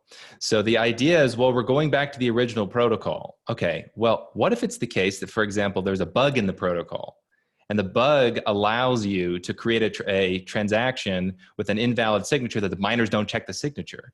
Now, the BSV people are going to be able to say, well, hey, that's the original protocol, and Satoshi created it perfect. There's nothing we need to change. Other people might say, hey, no, obviously this is a bug because you're not checking the validity of the signatures. Steve, with majority hash rate, the ability to do the invalid transaction, would that also enable the ability to do other things like raise the coin limit? Yes, this is now I have a stronger foot to criticize BSV on if they go down this route. But I'm really interested to see exactly what this February upgrade is going to bring, because I think it's going to allow something like this. So imagine I'm a Machiavelli and I'm talking to the state. And I'm like, okay, guys, so you have this technology, right? It's called Bitcoin. And it has these horrible properties where like we can't manipulate it, and it's this immutable ledger and blah, blah, blah. But I'll tell you what. Let's change it, and we can integrate it in such a way where if we have majority hash rate, we can confiscate people's money by creating invalid transactions. But after all, the law is what determines validity and not the software. And we can, if necessary, or if in the long run, if we decide this is necessary, we can inflate. So if you're going to try to create Machiavellian panopticon, this is an excellent way of doing it, of saying, okay, look, let's make it so miners with majority hash rate can actually move coins that they otherwise wouldn't have access to and change things around. And they can also pitch it as, look, it's an immutable ledger. Let me ask you one quick question before TK, you can jump in with your, is there something about BCH or even BTC that would not let this happen there as well? It seems like if what you're describing is possible, it's possible that it could happen on any of the chains. Because you would have to change the software such that the miners would be building on an invalid block. And with the other softwares, that is impossible. So if anybody running the software is not going to be building their blocks on an invalid block unless you change the protocol such that, and the software such that you can still go. Developers, the protocol developers would have to make this change. So like it could happen on any chain if the protocol developers implemented it. Well, sure. Yeah, absolutely. You could say miners you don't have to build on valid blocks. But BCH and BTC are explicitly like, this is one of the things we never want to mess with. And BSV is not saying explicitly that's what they're going to do, but implying that the outcome of that should be possible. This is why I want to see what happens in February, because maybe I'm wrong and there's some magic thing where miners can actually confiscate your coins. I don't think that's the case, and I think it's going to be under the guise of returning to the original protocol, which, as a completely separate discussion, practically speaking, if you want to integrate with the governments in the world and you want to really build a financial system and the crossover between the markets and governance and law, then that actually is a pretty good pitch to say, well, it's not totally immutable. If there's enough power that agrees we need to make these changes, then Satoshi was mad at Gavin for talking to the CIA. He did seem he was a little worried, I think. Well, he was worried about Gavin talking about him as like a shadowy figure. He said, I wish you wouldn't refer to me to the press as a shadowy figure. That creates a pirate currency angle. So Steve, are you because I see a lot of predictions though out of BSV people saying that it's BTC that's going to be seized, and that that BTC is going to start being seized. Now, is that just like a distraction, you think, according to your theory, that's not actually going to happen? I don't know. If any of that happens, my suspicion is it has to do something with SegWit. That's my guess, not necessarily because Craig was talking about there's a problem with SegWit, but I know other people have had criticisms with SegWit from a technical standpoint. And maybe it's the case that SegWit transactions are insecure in a way that we didn't otherwise know. But in terms of non-SegWit transactions, no, I don't think that's going to happen. I would love to be proven wrong, but I don't think that's going to happen. Yeah, I mean, and I think just in general, like whether it's true or not, it does strike me as a little naive for people to think that if that did happen, that it might not fundamentally change the value proposition for existing investors in Bitcoin, because a lot of people have come under this guise that it's not seizable. Yeah. And if that changes, are you going to see a mad rush out of Bitcoin from people who otherwise were really excited about it? And because I think you've had 10 years of people believing this. So believing that this is like the fundamental part of Bitcoin, even more so than, as much as we like to talk about commerce being like a really important feature, and it certainly is, the core people totally neglect that. A non-seizability, non-repudiability is very important. At least seem to be very important to. Now, the argument I'm seeing out of BSV, just to give a charitable interpretation, is that TK was about to jump in here and defend his coin. I'm ready, man. It's that this will only happen in extreme circumstances. Now, obviously, the question is, what is extreme, and why would you trust the state to limit itself to bad guys when historically that's the exact opposite of what it does? Yeah, TK, your turn. You got to defend the faith here. All right, so I think there are 3 points I want to address. One is the political culture of the BSV community. So I do not get the impression at all that the BSV community is predominantly statist. In fact, Craig Wright has made it clear that he is libertarian. He has referred specifically to corrupt governments. He has explicitly acknowledged that there are governments that act in bad faith, and he advocates for the BSV blockchain and the concept of an honest ledger as the best one that can keep those corrupt governments accountable. Now, you might disagree with that, but I do want to make it clear that it is an explicit stating of a healthy mistrust of government, or rather a healthy acknowledgement of the possibility that governments can go corrupt. There are a lot of people in the BSV community that profess to be libertarian, and I think this is where we have to make that distinction between statist sounding rhetoric and actual behavior. Because when you listen to many people in the BSV community talk about their economic views or their political views, they do make critiques of bad things that governments do. Listen to them talk about the concept of sound money and inflation, and they will do it. Listen to them talk about the concept of monopolies, and they will do it. But I'm not so concerned about what people do or don't believe in the community as much as the specific excitement and support for empowering governments, whatever that means. It's always a little vague. And don't worry, they'll only go after the bad guys, and everything you do will be written on the blockchain. And if you do something illegal, they'll seize your coins, whatever. Like, I don't care whether you call yourself a libertarian, whatever you call yourself, that to me is a dangerous, naive, scary, anti-individual freedom sentiment that even if it's mostly used to catch bad guys, if you know anything about history or public choice theory or the incentive structures of governments, that is something that should not be celebrated. Yeah, but those same people is what I'm saying is those same people will turn around and criticize other things that governments do. So when they say the governments are going to get the bad guys, they're not saying this in a naive way, like the government never gets things wrong. And the reason why they are using a lot of those extremes that you talk about is because they're specifically focused on the things that they believe are bad and should be punished by governments. So I don't think it's coming from a naivete. I think it's coming from a presupposed agreement that, hey, this is bad. This is the kind of thing that governments should stop. But how would you feel if you heard a bunch of libertarians being like, hey, we just got the Edward Snowden leaks and we found out that NSA is listening to everybody on their cell phones and their Echo device. Yes, they're going to get the bad guys and no more people conspiring in their homes. They're going to get their doors kicked down and they're going to get bent over in prison. Would you be like, oh yeah, that's a really great sentiment by people who have distrust of government? Not at all. But if I also heard those same libertarians talk about the two-way nature of this transparency and how it's not only going to eliminate corruption among people that they think are bad, but that they include in their concept of corruption some things that governments do, then I would look at that in an entirely different manner.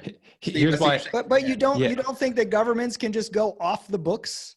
It's not like some world where governments are like, oh, too bad. Now Well, everything we do is also transparent. But what I'm saying is that these very people are acknowledging that. So this is why I do think it's important to talk about other topics. For instance, when these people criticize these people, who are these people? When people What do you in mean the these BSV people, community- TK? When people in the BSV community talk about politics, and money is just an example, they are open to criticizing bad or inefficient things that governments do, and they do advocate for keeping governments honest. So we're not talking about a community that just naively thinks that whatever government says is bad, no matter who that government is, that it's automatically bad. I don't see that at all. Now, is it the case that there may be some people in every community that are more statist than other people in those same communities? Absolutely. I don't think everybody in Bitcoin is libertarian or anarchist, not at all. I'm not concerned about the people so much at all as I am, because at scale, that's what Bitcoin's going to have. You're going to have all sorts of different people. Right. So I'm not concerned about that. What I would be concerned about is if there is some mechanism by which, whether it's a protocol change or, which I'm not convinced that that's what's going to happen, but if there was some mechanism by which government could be empowered to seize Bitcoin, what is to stop them from doing a bad thing? Like, is there something inherent in Bitcoin still that stops them from seizing money from, Right. you know, a good guy versus a child pornographer? Like I talked about this on Voxer the other day. I'm all for a world where bad people, objectively dangerous and bad people, are rounded up by good people with guns. Like, I'm not opposed to that. But how it happens without endangering other freedoms is the key. So for me, it doesn't matter what they think so much as what actually ends up happening with the technology. Yeah, so I want to give credit to Craig Wright for getting really to the heart of some philosophical issues, because long-standing philosophical questions in the cypherpunk movement is the relationship between code and law. And I think there is good criticism of individuals who say, well, code stands above law, or code is law. Okay, there's good criticisms of that. However, there's also valid criticisms of the idea that, well, no, law in all circumstances trumps code. And this, I think, is exactly what's going to happen with the confiscation issue. Because imagine that it's the case that the only way you can confiscate Bitcoin is by breaking the software rules. I can imagine somebody having a consistent philosophy and say, well, it doesn't matter if we break software rules. This is the real world. If governments say we're going to confiscate your Bitcoin, it doesn't really matter what the technology says. That's just, of course, in the real world, they're going to confiscate your Bitcoin. You have another reasonable philosophy, which is like, no, the point, the power of Bitcoin is precisely that.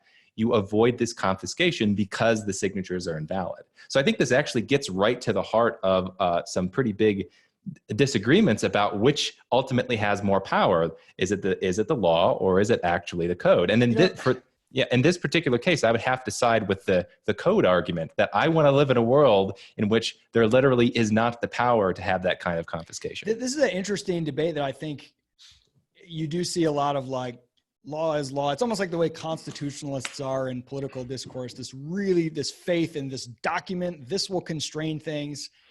And there's that law is law. There's the people that are like, no, code is law, which they view as like an external constraint on law. I wish everyone in crypto, this is my one wish, would go read like 5 times The Myth of the Rule of Law by John Hasness, who's a phenomenal legal scholar. And in fact, I saw Ryan X. Charles tweeted a John Hasness video recently. I love Ryan. I interviewed him on my podcast. I interviewed Roger Ver on my podcast too. I'm interested in all this stuff. But The Myth of the Rule of Law, the basic idea that, like, there is no document you can create that will make humans incapable of altering that document. And there is no code you can write that will make humans incapable of altering or ignoring that code. At the end of the day, the ultimate binding constraint on the institutions we live in is beliefs, is our beliefs about what we will tolerate from those who are in these institutions. And there are various structures and incentives that, come into play here. It's not that law is irrelevant. Because people believe in the law and respect it, which is a belief, passing a law will have an impact. But if they did not respect it, It would not have an impact. And so you have something that supersedes all of those. And I think that's really important to understand. It doesn't mean code or law are irrelevant at all. You can't just ignore them and not suffer. But there is no, well, we will make sure, like you talked about in the last video, the protocol will never change. Well, it can if people want it to bad enough, or law will be the final backstop. Yeah. Law is subject to interpretation by human beings, and it always will be.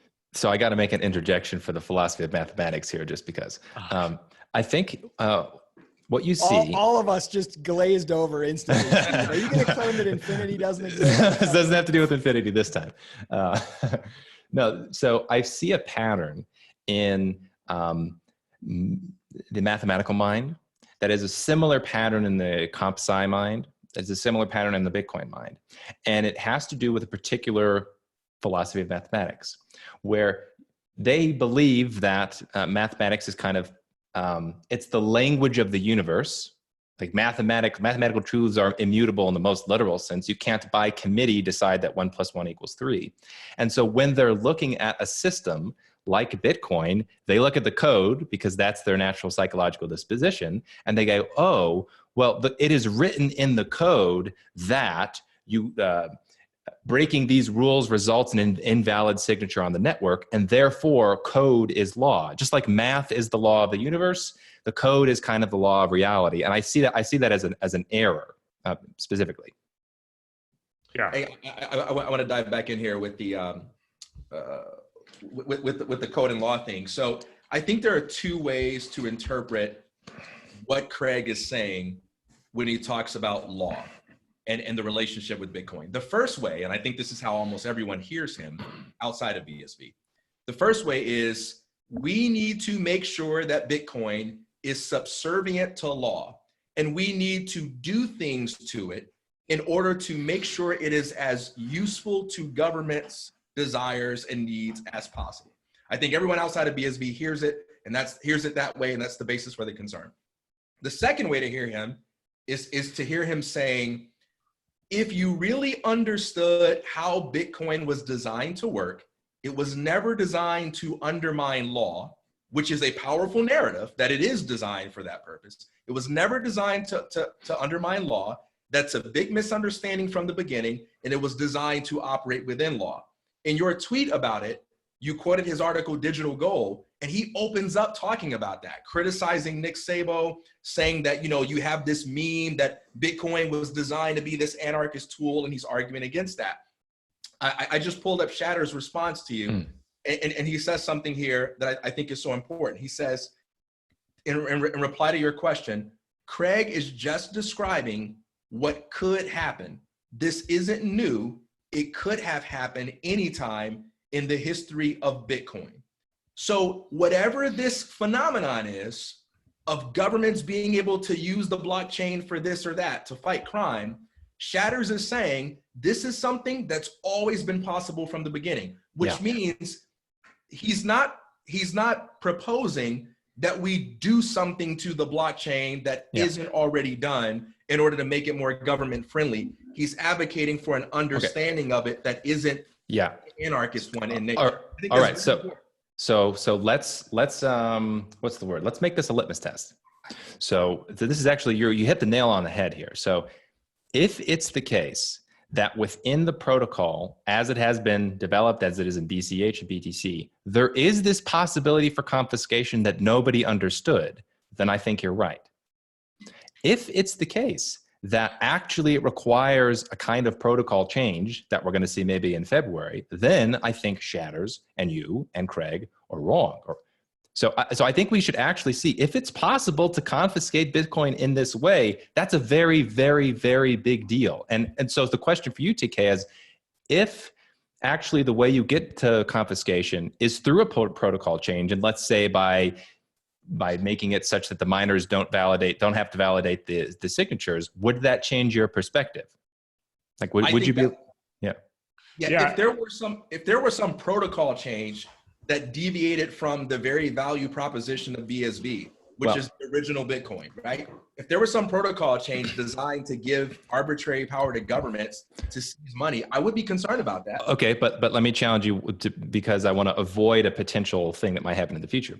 What if it's the case that you want to avoid me responding to any future criticism by saying, go back and listen to what I actually said. So I can do that anyway, though. I can do that. I see why you like Craig. He does the same thing.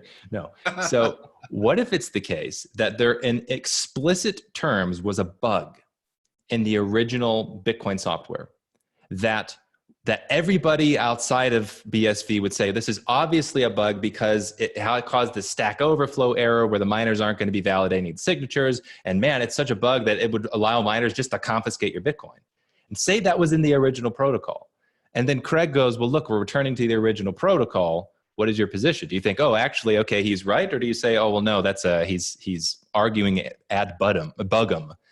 Sure. I'll tell you now, it is not my expectation that that's what's going to happen, right? When I listen to your predictions, that's not what I believe at all. So I am proceeding and supporting based on the assumption that nothing like that is what's going on. If something like that did happen, I would have all the same questions that you have. And I would really want to know in great detail, what does this mean? And what are the implications for this thing that I love? I don't care about any technical argument that it's the original thing, but I fell in love with something and I want to know if this bug that's now been restored is going to undermine it and cause it to eat itself. And I would want to hear what the explanation for that is. And I would be open. I would be open to walking away from that discussion saying, I no longer support this, or I will be open to walking away saying, okay, my concerns are addressed. But I don't expect that because everything I have heard has come from a place of the real problem is that everyone misunderstands what Bitcoin has always been. And the change that people the change that people will see in the future is not a change in the protocol, but a change in their assumptions being exposed as fallacious. I'm curious what you guys think too, like based on what Satoshi wrote, what is more likely that Satoshi actually believed about Bitcoin? Because I don't think it's the case that we can make the argument that Satoshi was deliberately making an anti-government system.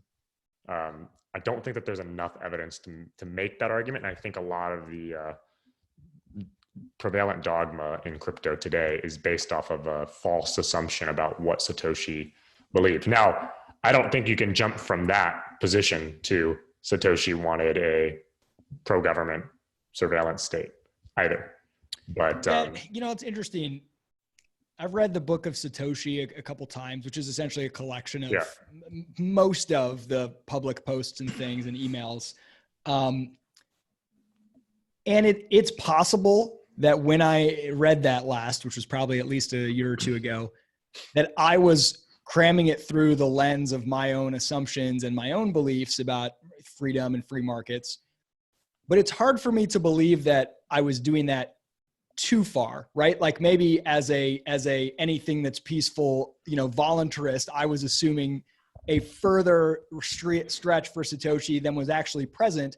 But it's pretty clear what's coded in the Genesis block, the Financial Times headline, the whole value prop, the way it's talked about without a third party intermediary, peer-to-peer, a lot of the back and forth. This is someone who at least intended to remove one of the greatest powers of the state, which is monetary manipulation through invisible inflation, and enable transactions between people without an intermediary, which opens up all kinds of opportunities for confiscation, getting shut down. So like those seem so embedded, and the kind of people that were around it and a part of it, and early on that Satoshi was sort of working with, it would seem pretty odd if it wasn't at least a fairly libertarian, let's get outside of underneath the thumb of government. I don't know how far that goes, but I think you shared, Derek, an email from Craig Wright, I think, about how he thought that WikiLeaks should use Bitcoin, right? Yeah, it seemed like it was a old LinkedIn post where Well, so one, I thought it was interesting just because it actually does show at the very least that he was aware of Bitcoin in 2011, which is pretty early and earlier than I think a lot of people concede. But the other thing is it, yeah, he seemed to be saying that WikiLeaks should have used Bitcoin because PayPal was canceling, and Which they had sounds very different than Craig today, right? Yeah. Yeah, and well, and Satoshi, the other thing was interesting is Satoshi had himself said, I think somewhere in the writings, that he had suggested that WikiLeaks should not use Bitcoin. Yeah, the reason being he was didn't afraid want to attract, I think attention from the state. Yeah, like it was like, hey, we're not ready for that yet. It's going to attract all kinds of attention, and we're still in our infancy as a technology. It didn't seem that it was because it was unclear whether Satoshi was pro or anti WikiLeaks as a use case, but it was not now, not yet. There's one quote which I come back to a lot, which, and again, these are all matter of interpretation because I can see it going both ways, but someone had said Bitcoin exists. I think it was Bitcoin is some kind of money. It was like stable with respect to energy that exists outside of the government. And Satoshi said, I am definitely not making such a taunt or an assertion.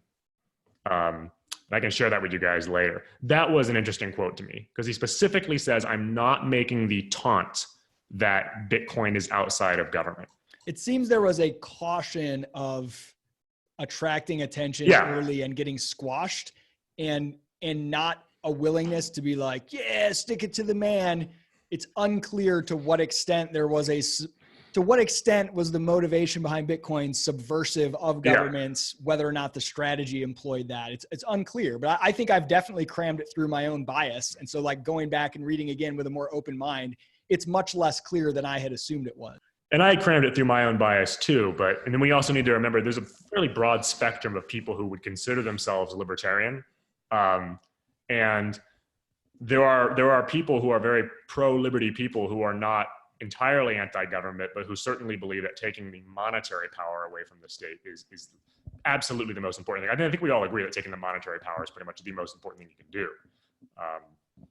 So yeah, and I think with Craig and these guys too, or just with this BSV stuff, I go back and forth about it because on the one hand, I've seen elements of discussion where it sounds like this is very much a statement of fact in what they believe, that this is just a factual thing about Bitcoin as opposed to like a normative claim about what society should be or shouldn't be.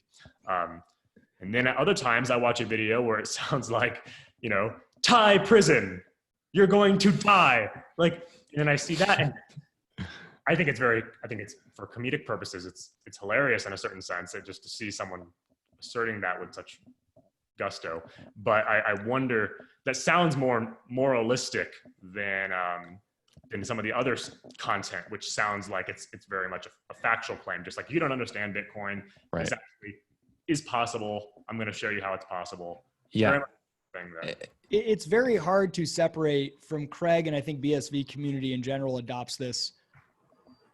Things are communicated in such a way where normative and factual claims are very difficult to separate and to tell what is actually being said here. Are you stating the world as you want it to be, or are you stating the world as you think it already is? Yeah, and it's this very religious zeal that it kind of adds a lot of confusion for me.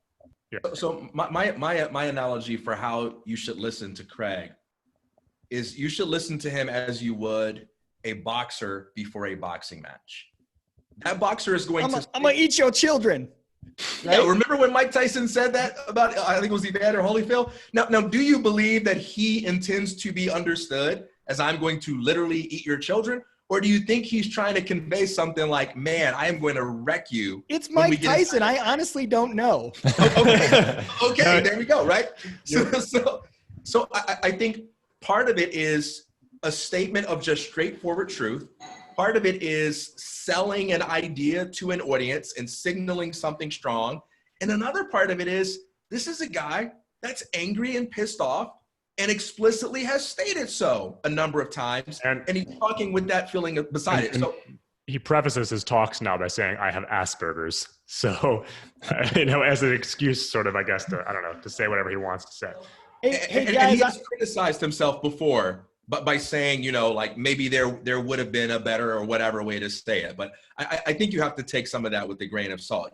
Pay attention to what's actually being done rather than what's actually being said. And this is what I think is the uniqueness of BSV, in that there is such a strong emphasis on what are we actually doing rather than who is in charge. Everyone wants to have that conversation about who's in charge and what are the worst possible scenarios, related to the guy being in charge. And BSV is saying that's not relevant. What matters is proof of work. Well, but they are saying that insofar as they're trying to claim that government and law is in charge, at the end of the day, the code does not stand alone. The market does not stand alone. And it's the code that's making these decisions, or it's the government making these decisions. So I don't hear that at all. I don't hear the statement that government's in charge. I hear the statement that Bitcoin is designed to work within the existing framework of law, which is different. I don't hear the statement that government is able to arbitrarily override any aspect of how Bitcoin works. Now that's the one that we disagree on, because I am explicitly hearing that idea that government in fact can override Bitcoin when I'm talking about this whole creating the invalid transaction thing. This is one of the general criticisms of BSV or discomforts is there's a lot of ambiguity, and it mostly centers around things that Craig says and stuff. And many things that he says that nobody thinks are true, like Turing completeness or whatever, turn out like, oh, he's actually describing a property that was there that nobody knew. But there's a lot of ambiguity about what's meant. So there's a lot of ambiguity about like, I don't know exactly what I'm getting on board for here. In some ways, the coin that's trying to say they want to lock down the protocol to reduce uncertainty, in my mind, there's a lot of uncertainty, and most of it revolves around inability to interpret what things actually mean. Like, what does that mean that coins can be confiscated? So Steve, regarding our disagreement, though, my statement is that there is no contention from the BSV side that government can arbitrarily alter any aspect of Bitcoin. I don't think we disagree on that. No one's saying government can just do whatever they want. Otherwise, there would be no independently existing system and it would have no function whatsoever. Where we disagree is on the technicalities of what it would mean to confiscate. Can governments, when they come together, can governments actually alter something like a transaction? I want to say two things from Shatter's response to you. First, he did say when it came to this actually being possible, he said cross jurisdiction. You'd have to get all to agree. It's not theoretically impossible, but I can't see it happening since they all have conflicting incentives. So the first thing is there is the claim that this will be an extremely difficult, rare thing to do. And the second thing is when Shatters gives some possibilities, he talks about like a permafreeze as a possibility. He talks about, miners not, basically deciding not to process certain transactions. But nobody has laid out a detailed technical description of how it's going to happen. But no one has said this is going to be the result of changing the protocol. Right. So I would say a number of things. One, blacklisting is definitely possible. Blacklisting of coins because of a court order, that sounds eminently plausible. You're still going to get cross district jurisdiction to do that. I totally buy that. I'm making a specific claim about the confiscatability of it. And I think it's a bit misleading to say, oh, well, it's going to be very rare because it's going to require the collaboration of many governments. When when you're talking about the Bitcoin system, you're talking about the miners. So it's not like government can write a piece of legislation that moves Bitcoin.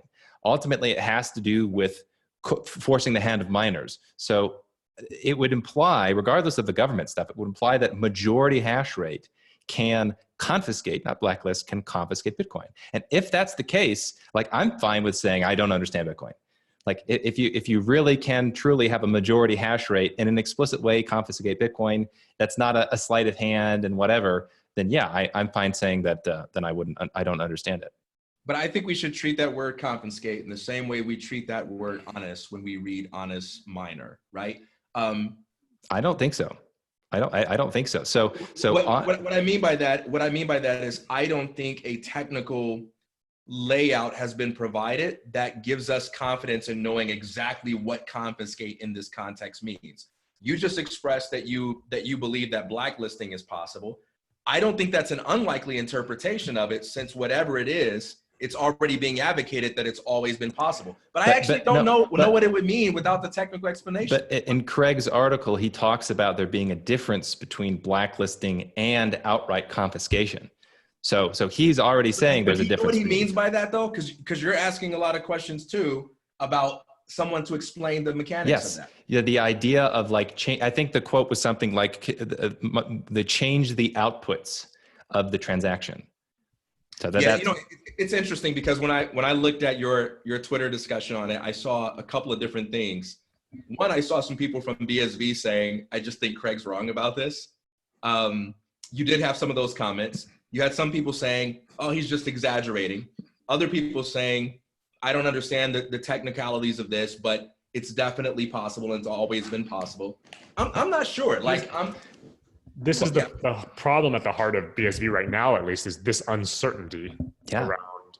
Like this is, I think a lot of BSVers are not quite aware. Like I tried to point out, I think there are rational reasons that someone in Bitcoin Cash right now would be hesitant to jump more into BSV. And I think some of that is uncertainty.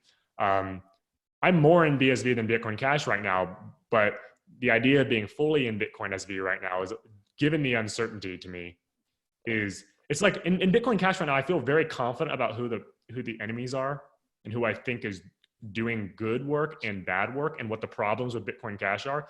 In Bitcoin SV, it feels very nebulous. And it feels like every day I'm seeing a conflicting narrative about what's going to happen and what a word means, what a word doesn't mean, what law means, what law doesn't mean. There's fundamentally everyone. There's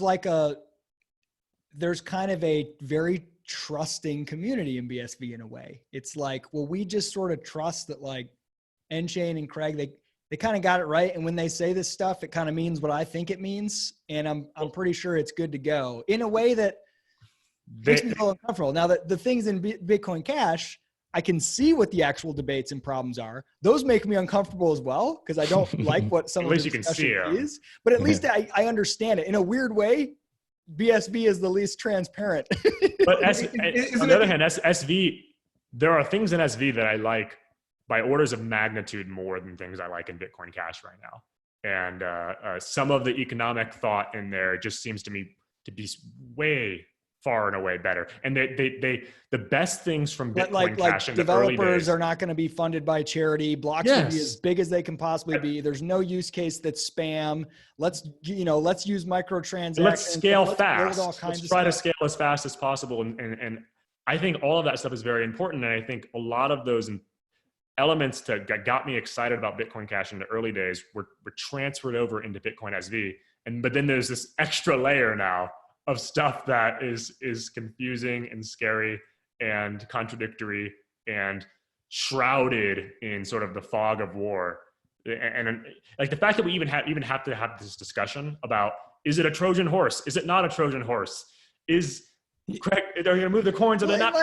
At some point, there's an exhaustion factor too. Like, I want an awesome, usable version of Bitcoin that does all these great things that isn't always contingent on the next revelation in the next court case in some jurisdiction or whatever it might be.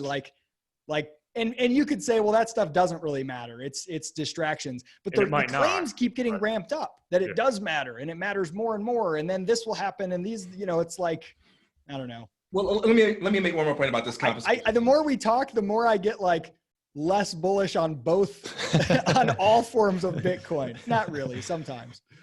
So I think sometimes we can become so preoccupied with people getting a little too happy over their being right about something that we kind of devalue what it is they're right about. And we need to make sure that we're looking at the claim as it is. The claim is not that coins on BSV are uniquely confiscatable. If Craig Wright is correct, he's correct about it all. Which that's what they say. That's the claim, If his claim is correct, then that means we all need to make sure we're trying our darndest to understand how the hell this is going to happen and how we can make the best of what our situation is. So this is not a uniquely BSV problem. So if this is worrisome, then it's worrisome for us all. And I would say it's actually the other way around in terms of the security. For me, I want to be on the side where a problem is actually being acknowledged and someone is getting out in front of the problem to figure out the best way to work with it. Not on the side of someone that's saying, I don't even believe that's a problem. And if it is true, then it's only true for you. Even though the guy who says it's true says it's true for all of us. Do you want to be on the side of someone who's celebrating the problem as if it's a good thing? I want to be on the side of who is speaking the truth, even if I think they're celebrating the truth too much. So I think this is a good opportunity for BSV and BCH to really make more distinct philosophies. I'm glad to see this because part of my angst before is that BSV and BCH are too similar. They're too direct competition. And so that kind of makes me pessimistic on both. But now this whole confiscation thing and the relationship with the law, I'm seeing a clear relationship with government. I'm seeing much clearer differences in the philosophy. And I really do think we finally have maybe the first opportunity on this confiscation issue to say, okay, who's right and who's wrong?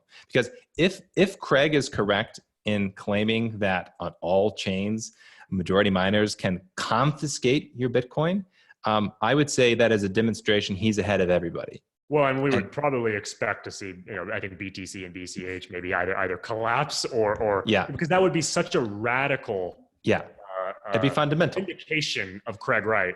So this is great. And undermining of the value props of the coin. Absolutely. More importantly. Hell yeah. So this is a great opportunity because I don't think he's right. And here, so there's been a lot of speculation. Is he playing 5D chess? Is it the 10D chess? So I'll paint you a picture of maybe what's going on here, and maybe kind of the end game. Right? We got to add new dimensions in string theory for the chess that we're at now. Yeah, no, it's a true story. Well, okay, I gotta say one thing real fast though, because if let's just say he ends up being wrong, he's just totally wrong. But a protocol change to do this doesn't happen.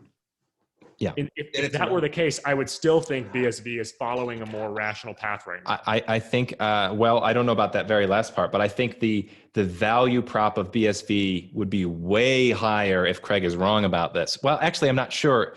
The value prop to me would be way higher of a non-confiscatable big block Bitcoin. Now, in terms of the market appreciation of BSV, maybe it's best for governments to be able to confiscate. So I don't know. But in terms of like the way that people have generally been thinking about Bitcoin, I think the value prop would change dramatically. Okay, guys, let's wrap it up. But BSV would be more valuable on both accounts. Yeah, I'm gonna wrap it up. But I don't think that the distinction right now between BCH and BSV is I think it was a little more clear even before that, just in the philosophy behind scaling and decision making. I think those are actually really important. I don't think they're trivial differences between Bitcoin Cash and Bitcoin SV right now. I agree. I don't think they're trivial either, which is why I hold both chains, both coins. But I do think this is a whole nother level. If we're talking about there's somebody in BSV who has a level of understanding that surpasses everybody else in the system, such that everybody else would kind of believe that Bitcoin is broken if that person turns out to be right.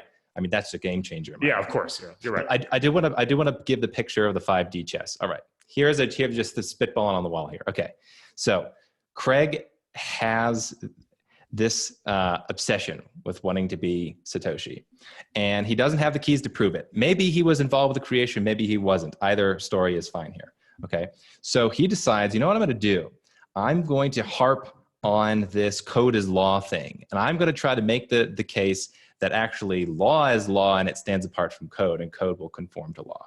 And so what he does is he finds a billionaire to like convince that get him behind the project and be like, oh, hey, I'm Satoshi, you should finance this project. He gets his own version of Bitcoin, and then he publicly states, hey, look, we're going back to the original protocol because all you schmucks screwed it up.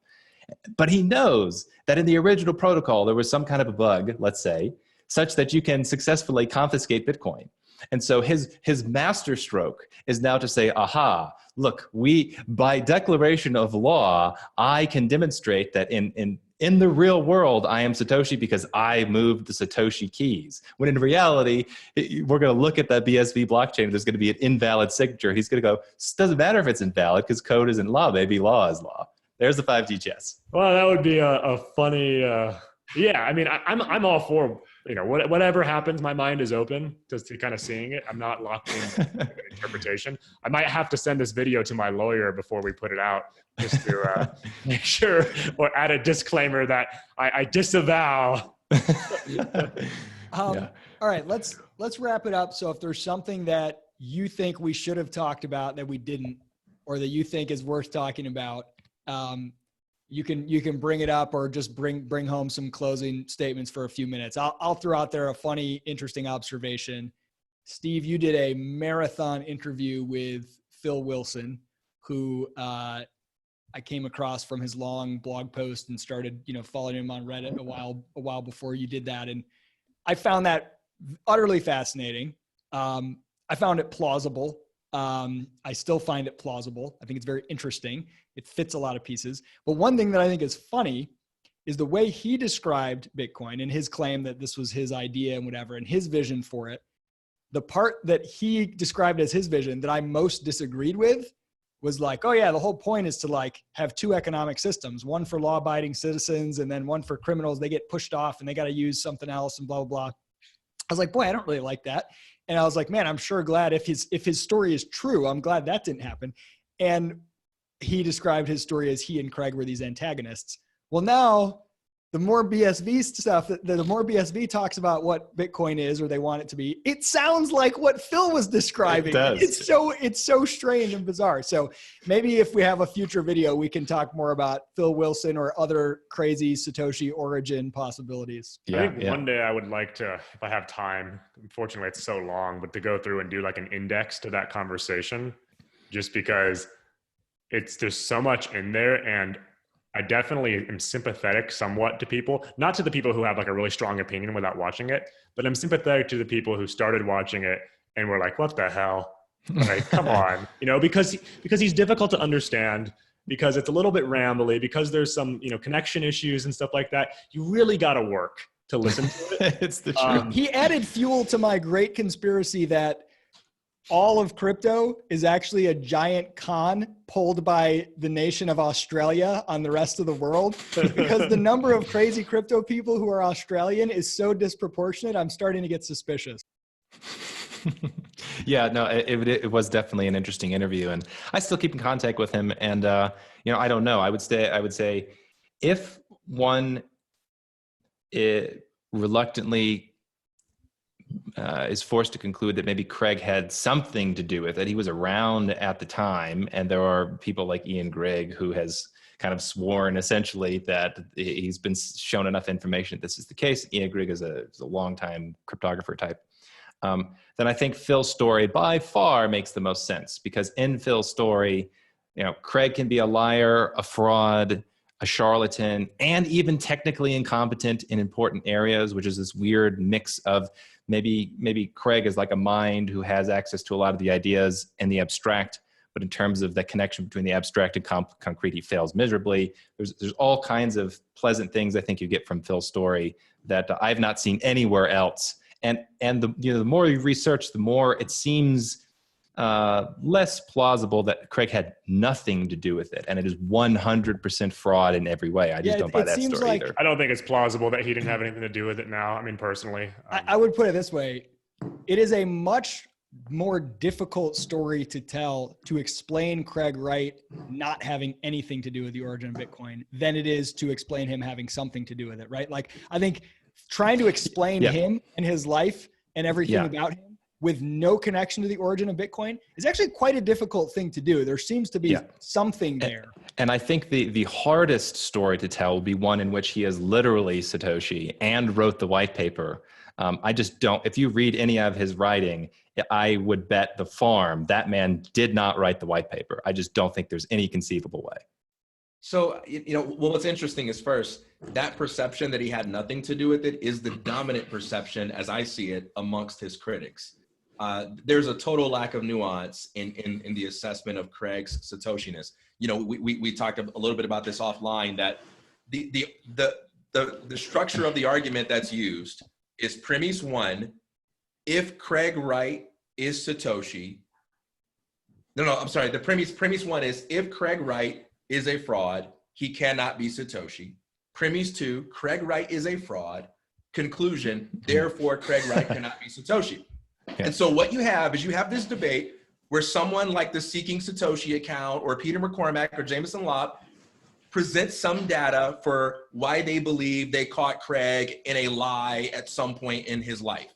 And then there's a response to that to try to prove that, no, Craig really didn't lie. It only looks like he lied. And almost none of his critics are considering the possibility that it is possible for him to be a human being who at some point in his past did things that could be argued as fraudulent while also being Satoshi. So for me, it's not even important to get involved in the did he do anything fraudulent debate. What's important to me is to look at the evidence of Satoshi, because there are all sorts of reasons for why people could either lie or make it look like they are lying in order to protect some other interests that they can't be completely free about. And if there's anything that seems obvious to me about Craig, it's that there are parts to his story that he is choosing not to tell for reasons that are not clear to me. And that means it is very easy for him to look like he's lying when just because we don't have all the pieces of the puzzle. So I just think that's an interesting thing, you know? Yeah, that's definitely an enigma. I mean, maybe if we talk about this again, we can talk more about Craig, because it's a big topic. But I know Isaac wants to wrap it up, but I want to end with another story. So you each get a final ending thing, and this is Steve's. Okay, so shut up, Steve. No, so Richard Feynman tells a very interesting story, the physicist Richard Feynman, of working on the atomic bomb project, the Manhattan Project. And he says he was recruited by this guy to work with a bunch of other physicists to develop the atomic bomb because they were worried the Nazis were going to get the bomb. And so they said, well, we better figure this out before the Nazis. So he tells the story. It's fascinating, where he gets really wrapped up in the project. He's solving all kinds of problems, and they do their first test of the nuclear bomb, and it's like celebration. He's playing bongos on a car. Everybody's excited. There's one dude when the bomb blows up that's like depressed and in his head. It was the guy that ended up that recruited him in the first place, and I forget what his name was. Maybe John Wheeler or something like that. That's some physicist. And Richard is like, dude, why aren't you celebrating? And Wheeler's like, what have we been working on? Like, what is this project going to turn into? Like, we just developed a bomb that's going to kill goodness knows how many people. And then Richard says after he developed it, he was like super depressed because he was like, oh, damn, I think I just contributed to the ending of the world, and this is not going to make the world a better place. And I was just so wrapped up in the project, I lost sight of that this is going to be abused. And I'll say, I kind of see the potential for that in BSV. Specifically, if we're going to see some way, it's either always been built into the protocol, there's going to be a protocol change for BSV where governments can outright confiscate your funds. I could see BSV really be some terrible project for humanity. That's my happy story to end it on. I guess I'll say, I'll make my final thing. I want to try to assuage these concerns a little bit and say, I think BSV is like the internet. It's like the cell phone. It's like the printing press. It's like the automobile. It's like any technology capable of inspiring some pretty horrific ideas and realities and some pretty healing ideas and realities. And none of us know what it looks like 100 years from now. It could be scary. It could be amazing beyond imagination. But I love these conversations. You know, I had someone say in the comments to one of them that, you know, this guy's been, you know, into Bitcoin, you know, in 2017, and now he thinks he's a guru. So I just want to make it clear. I don't think I'm a guru at all. And I also have no emotional attachment to being crowned by the OG Pharisees as someone who is worthy of Bitcoin. I feel lucky to be interested in it. I feel lucky to be able to have conversations with you guys on a regular basis and learn something about it. And what I love most about this conversation is that I get to learn, and I get to go away with new questions and new concerns, and I get to research. And as a shout out to the BSV community, everything that we've talked about here, I got a whole bunch of people I can go send messages to on Twitter, ask them a bunch of questions just like I do with you guys. And they're going to happily, with no attitude, answer my questions and point me to other things to read and listen to. And that's what makes this fun. And that's why I love these discussions, you know? Yeah, there's a lot less, at least right now, it seems, and there's definitely some, but a lot less of the attitude of, oh, well, you're a bad actor. if you ask questions or if you have doubts about something in BSV, I've found a lot more friendliness out of that community right now than exists in BCH, a willingness to tolerate dissent, because in part, at least, I think, well, two reasons. One, I think they're maybe they see themselves as a minority chain, so they want to convert people to their side, but also this idea that, well, if the protocol doesn't change, it doesn't actually matter what other people think. They can be right or wrong about Bitcoin. We'll see whether that happens. That to me is the biggest thing for Bitcoin SV right now is what does that protocol lockdown look like? I guess my concluding thought is, well, it's just I've been thinking a lot about Bitcoin Cash and its relation to Bitcoin SV, and I guess I just want to say I think the danger that Bitcoin Cash would fall into is reacting against anything good in Bitcoin SV and lumping it together with something that they see as bad in Bitcoin SV, and then throwing it all out, saying, well, we can't do any of that. And I see that a lot, and I see this witch hunt culture growing in Bitcoin Cash that if it doesn't match core exactly, it certainly rhymes with what happened in core. And, do you remember when BTC would make fun of like, oh, people are using Bitcoin Cash, and they would be like, oh, that's a terrible thing, haha, that's stupid. Right. And like when I've seen really huge blocks mined on BSV, people in BCH being like, oh, that's stupid. Yep. Well, in what world is that stupid? Blockchain. You may they're think it's their blockchain. Whether SV is stupid, this app is stupid. Money button's stupid. I mean, I see that stuff and I think, God, this looks exactly like what we forked from.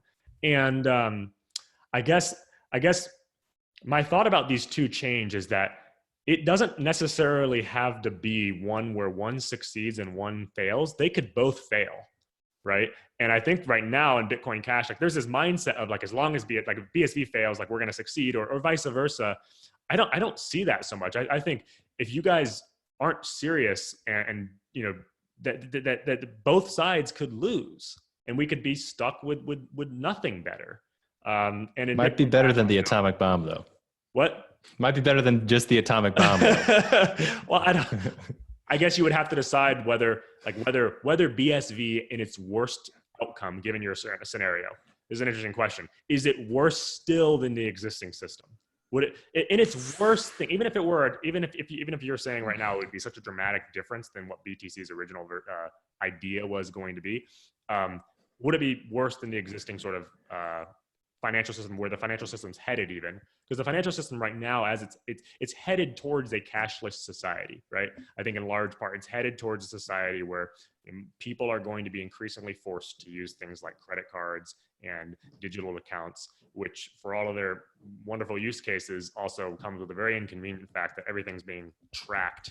And so I guess the question would be like, whether it's going to be worse in your worst case scenario.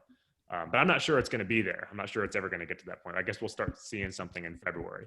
So I guess with just Bitcoin Cash though, it just keeps coming back to if you guys are going to react against anything good you see in Bitcoin SV, like that's just such a bad sign to me. And that's just so scary.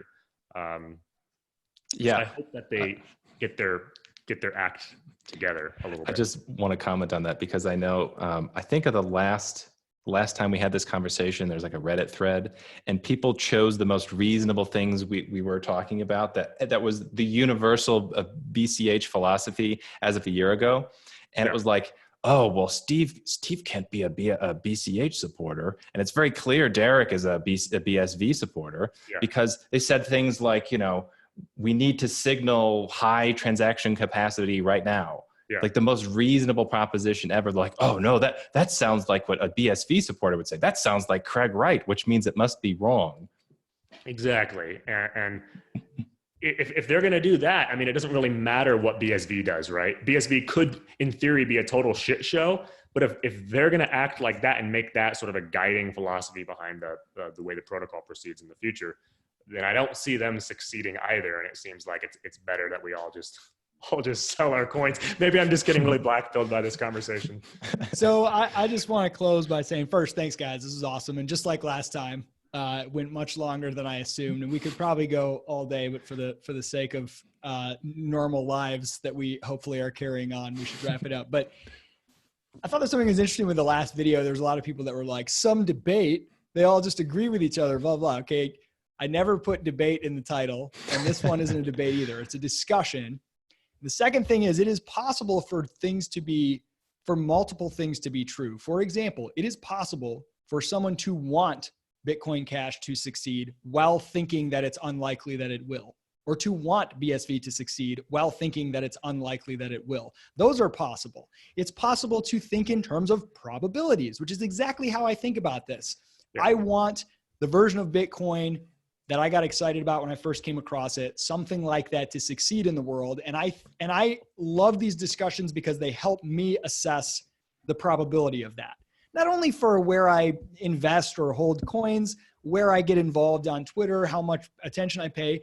And so I see this as probabilistic, and the probabilities shift all the time. At any given time, my probability that BCH will be more successful than BSV changes, and my probability that any of them will succeed at all against the legacy financial system changes. And there's all these various levels. And like, I think what I value is that, and I'm making this clear to anybody watching this, with the exception of maybe some entertainment value or maybe some biases here or there, people that we like, all of us here, we have no particular emotional attachment to one version of Bitcoin winning just because of its brand. We have reasons for wanting certain types of use cases, and we want the probability that the coin that's usable and the things that excites us about it wins. We want that to occur, and we're not really that concerned about who gets on board with that, who doesn't, what ticker it has, what color it has, and all that type of stuff. And to me, that is the sensible thing. Like, you ought not to have to pledge fidelity to one coin above all others. What if that coin goes a direction that you don't like, or it starts to fail? Like, there's nothing wrong with just discussing these things.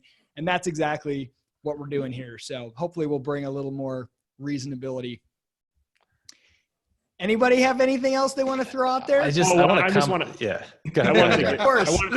course. I wanted to get just a word in, in before they come and accuse this of once again being a controlled opposition discussion in favor of Bitcoin. I'm sure they're not going to listen to any of Steve's concerns. No. And they're going to just assume that everything Steve said was pro Bitcoin SV. Yeah.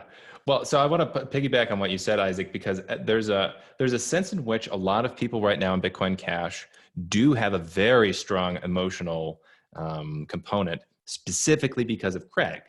Because and it's not unjustified. Like, Craig is going around suing a bunch of people working on open source projects, suing a bunch of people for calling him names on Twitter. Dude is seriously a shithead. And I think it's very, very hard for people to disassociate their analysis from, at the end of the day, they hate Craig Wright. And even if BSV were more technically correct and it scaled better, they would be like, I'm not going to use it anyway because I don't like Craig Wright. And while I do think that, that'll gain you social cred in the Bitcoin Cash community to crap on Craig Wright for being a bad person, outside of this little community, that's not going to scale. And so, like, when I know, Derek, you're looking at it from the outside, I'm looking at it from the outside, we're like, okay, to the extent that this community defines itself by opposition to one mean guy, it's going to lose. Yeah, exactly. No, I'm 100% agreement. And you're right about the bigger world, which is incidentally why I think, at least right now, Bitcoin SV has some advantage, is that they seem to recognize that the crypto community itself is a small community, and trying to play the game where you win on Twitter and Reddit with the existing crypto trolls is not a winning strategy. We've had 10 years of that. It doesn't work. Try something different. Hey, I want to say thank you. Shout out to everybody who watched that first video, commented. It was disproportionately friendly and interesting comments. The ones that we chose to focus on were some of the crazy ones.